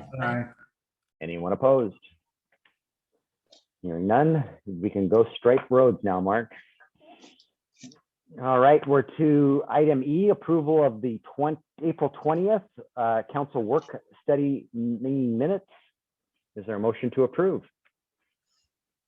Councilmember Lucarelli, I move that we accept the council meeting minutes for April 20th as presented. Second. and that was the council work study. I'm sorry. minutes. Yep. Yes. I heard, that's what you said. I'm certain of it. So a motion by Councilmember Lucarelli, who is the second by? Councilmember Chang. All right. You'll be voting on the work study minutes for April 20th. All in favor, please say aye. Aye. Aye. Any opposed? And one abstention by Councilmember Rosopepi. All right, we're to our consent items that were moved to business, and the first of which was item F. It's now business item F, which is the approval of the April 27th council meeting minutes. Is there a motion to approve those? Mayor, I move to approve the meeting minutes from a council meeting on April 27th. Second it. I have a motion by Councilmember Cacciardi, second by Councilmember Clausen for the meeting minutes of April 27th. Any corrections or questions about those minutes? Hearing none, all in favor, please say aye. Aye. Any opposed? I have one abstention by Councilmember Ashby. And we are to our last item, which is item G, former consent item E, approval of the April 23rd council retreat summary. Is there a motion to approve that? Mr. Mayor, move to approve the meeting summary of the council retreat. Okay, and I have a Seconded. motion by Councilmember Ashby, a second by Councilmember Clausen to approve the council retreat summary. And for the members of the public, I've had a few people question the supporting documents that were given in presentation, and we've embedded them into this document. So anybody looking for those presentation materials that Joy and I gave, you can find those easily in this, embedded in this document. So any questions or comments? Thankful we were able to finally have that retreat. It's been too long, and I look forward to seeing you guys in person again soon. Well, for that, you'll be voting on the retreat summary. All in favor, please say aye. Aye. Aye. Any opposed? Hearing none, and one abstention, Councilmember Rosopepi. All right, we are through our business items. We have no discussion items, reports of council committees. Economic Development Tourism, I believe that meeting got canceled, didn't it? Yeah, it Earlier got this week? canceled yesterday. We didn't have any agenda items, and so it's our next meeting will be June 14th, 9:30 a.m. Perfect, I see it there. Utilities met this evening. Big part of it was what we discussed earlier tonight, but any highlights of other items you want to share, Councilmember Lucarelli? I do actually. I think affecting quite a few people in our community is the Sydney Avenue sewer and roadway repair, which is taking place this summer. There will be an alternate route, and all of this will be posted on the city's website as well as made available to the public. So there will be detour for the Sydney Avenue portion near the waterfront, and that will be posted soon. All right. Any other items you want to highlight? I know we talked a lot, get length about capital facilities charges and connection and capital facilities plans also there this evening. We did in the splash pad update. We're still working on trying to get that up to date and still maybe hit this year for part of the season. So there are a lot of projects in the works. And they certainly are. I think we also updated everybody on the, I feel is a great success with the, well, 11 funding that we're going to get closing out of well 13, and then the Marina Pump Station potentially funding that entire project with a $13 million loan. I think that's all really good news. Yeah. More to come on that. Mm-hmm. Okay, we're to land use. Did you meet recently? I think We you did, Mayor, and I'm deferring to Councilmember Diener because I had to pop in and out of the meeting several times. So we had 8 agenda items. We talked about a request by South Kitsap Western Little League, who leases one of the fields, one of the Givens fields, to lay down some turf. In kind of dissecting that request a bit, we realized that there's probably a bigger set of issues that are for all of the facilities. If you're familiar with the facilities, there's more than one field. There's a host of issues that need to be addressed. There's drainage. There's I believe it's a tight-lined creek that would be nice as mitigation to daylight. There's the drainage undercourse that's needed for AstroTurf. So there's a whole bunch of, well, as well as some other potential uses of the fields. And really what this kind of colluded to support was a parks master plan for the set of facilities there. And so there'll be more dialogue, more discussion with the interested parties about what could be at the Givens facilities. The next item was about a tot lot that was part of a Windfall Place subdivision development. And as many of you know, typically those tot lots are dedicated to the homeowners association. In this case, many years ago, it was dedicated to the city, and it has just basically sat in kind of disrepair, if you will. It's used a lot for parking. People park on the sides of the tot lot. And so there's more discussion about what our obligation might be with this and what we could do with this, and whether a tot lot or some sort of multi-purpose lot, or maybe just a grassed area might be more beneficial. But there was also some legal questions that were going to be put to the attorney. So there's more to talk about there. We had a presentation of the draft downtown Siberia plan and associated regulations, and we're advised that we're looking for a final read through on that. We talked about the sewer general facility fee for City Road Apartments that we talked about tonight. We talked about the parks plan update, and we were given a preview of the latest plan. And that's got a lot of information in it that we'll need to read through as well. So that was a preview. We were given an update by Director Nick on the land capacity analysis that's occurring countywide. And I think Nick has mentioned to this group before that due to recent rezoning efforts that we have land capacity for additional growth that's probably more than our fair share for other jurisdictions percentage wise or pound for pound than others. So we haven't actually seen the report on that, but there'll be more discussion about that in the future. And then there was discussion about transitory accommodations ordinance and what the city could be looking at to support an ordinance that might assist with temporary future transient needs. And for example, how to sponsor a tiny home or somebody who might be staying in an RV on your property, or some of the other facilities like what we've heard about with what the county's doing off of Mile Hill. And so we just had a brief kind of discussion about that. I think we're going to be framing up the issue a little bit more succinctly for the next land use committee meeting, and then that'll come back to the council at a work study, depending on what comes out of that. And then the last agenda item was a code compliance light pollution issue that we talked about getting our heads around. And if I missed anything, staff or peers, let me know.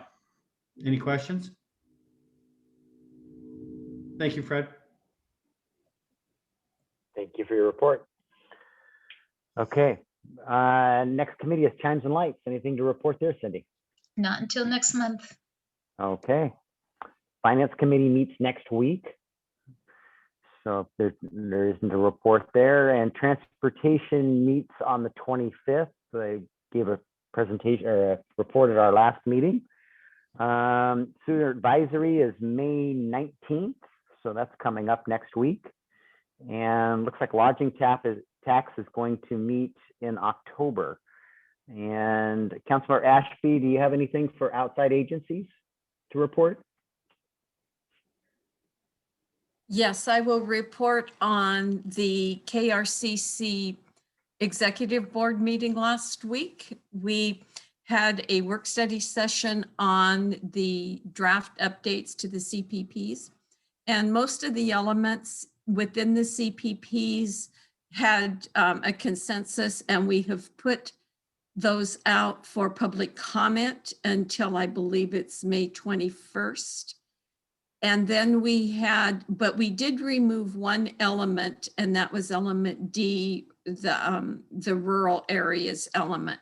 There is still more discussion needed on that. And Port Orchard, I'm not sure what I want to say about that, but what we're doing with that is we're trying to work through some challenges that the four cities have with the county on how to frame the rural areas and how to define them and present them within the CPPs. So we hope to have a draft element on element D to bring forward to the executive board on June 4th. What this has done is it's extending out till probably, I think, July 6th, which is the first Tuesday in July, an opportunity to have a public hearing and approve the CPPs for the CPPs are countywide planning policies, and we update them about every 8 years. And like I said, most of it has gone quite smoothly, except the rural element D.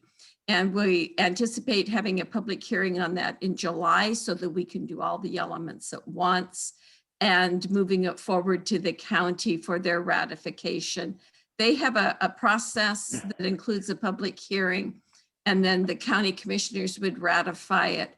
And then the cities are allowed 90 days to ratify it. So it will be coming back to council. And I guess what I started to say before is the city of Port Orchard is quite actively involved in the discussion on the rural element, the rurals, element D, the rural areas. So that's what I have on that. That's what KRCC has been working on.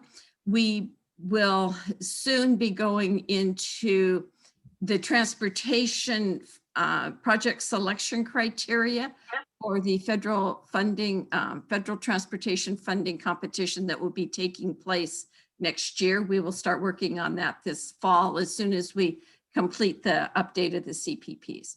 So that's what I have for KRCC. And I will say that we're also active at the PSRC level at their Transportation Policy Board, updating the selection criteria on a regional basis for the federal funding that will take place next year. That's quite an elaborate process, and it will take us, we started that deliberation in April and don't anticipate finishing it until December. So those are my reports.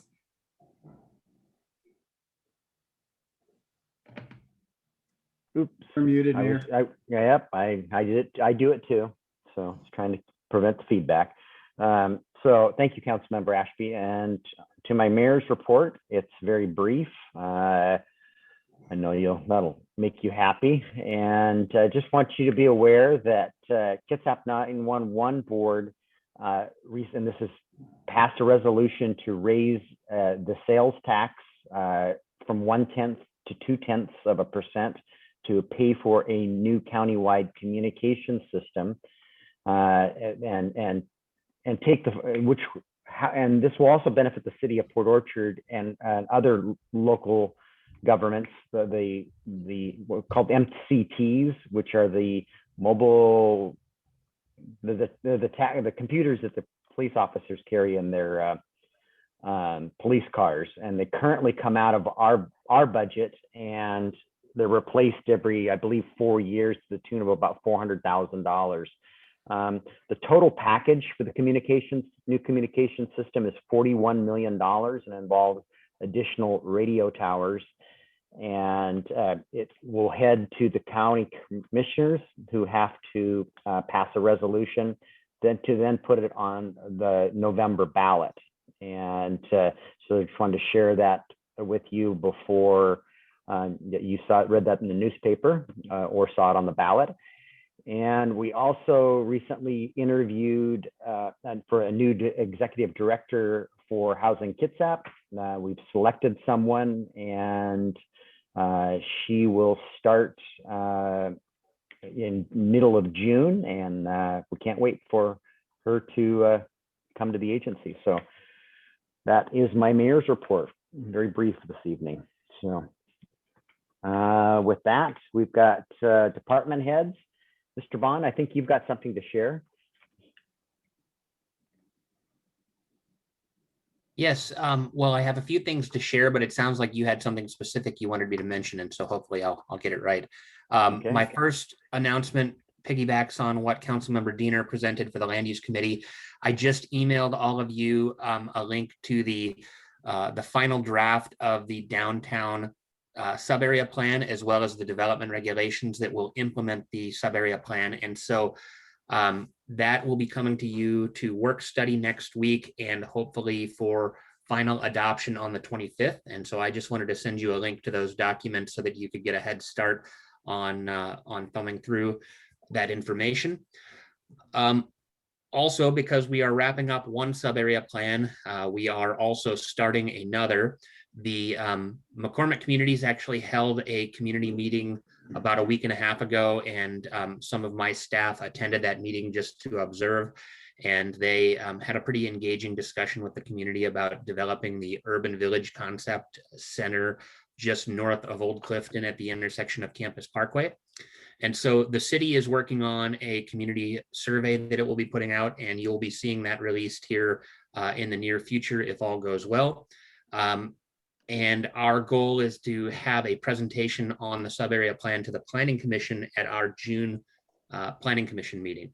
So Mayor, did I cover what you were wanting me to announce? You nailed it. So you talked about two sub-area plans. I assume that it's the downtown sub-area plan that will be taking action on in June, and not the McCormick Village sub-area plan. That won't be done next month. Yeah, the downtown plan, we're hoping to have adoption on the 25th of this month.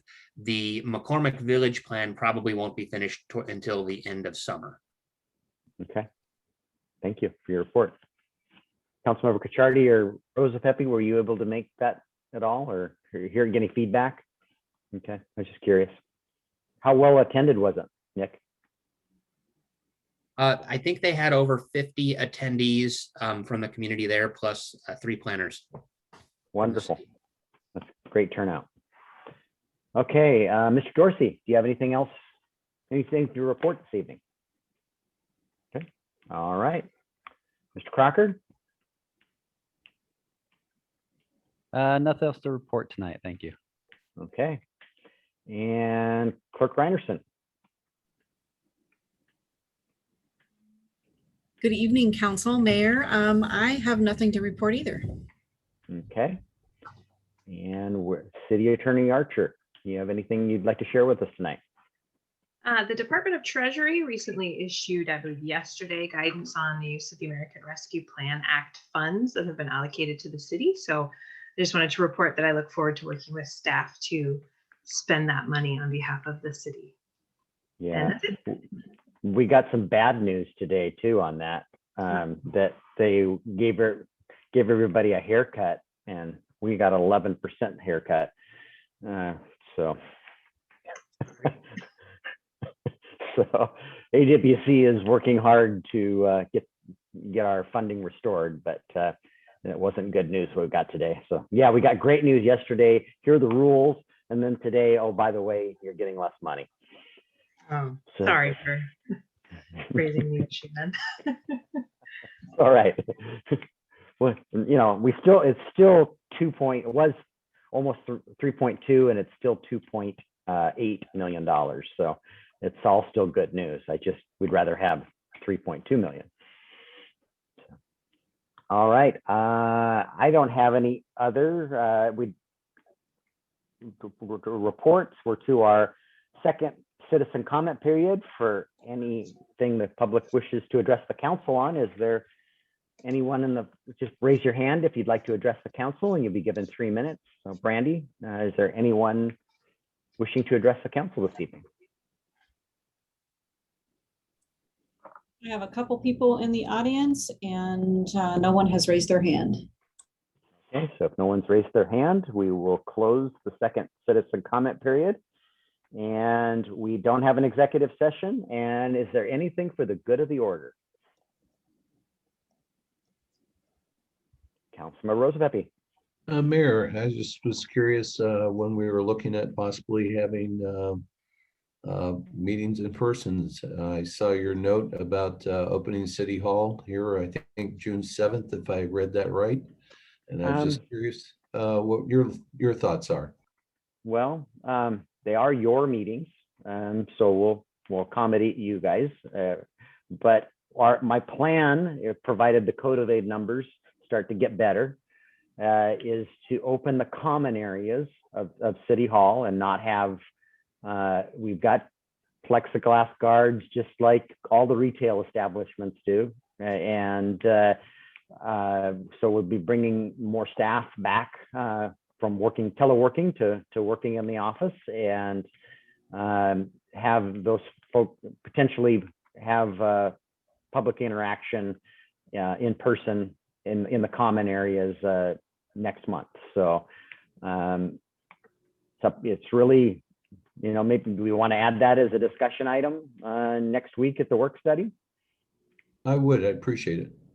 Okay. All right. So we'll get that, Brandy, we'll get that added to our agenda because it is your meeting.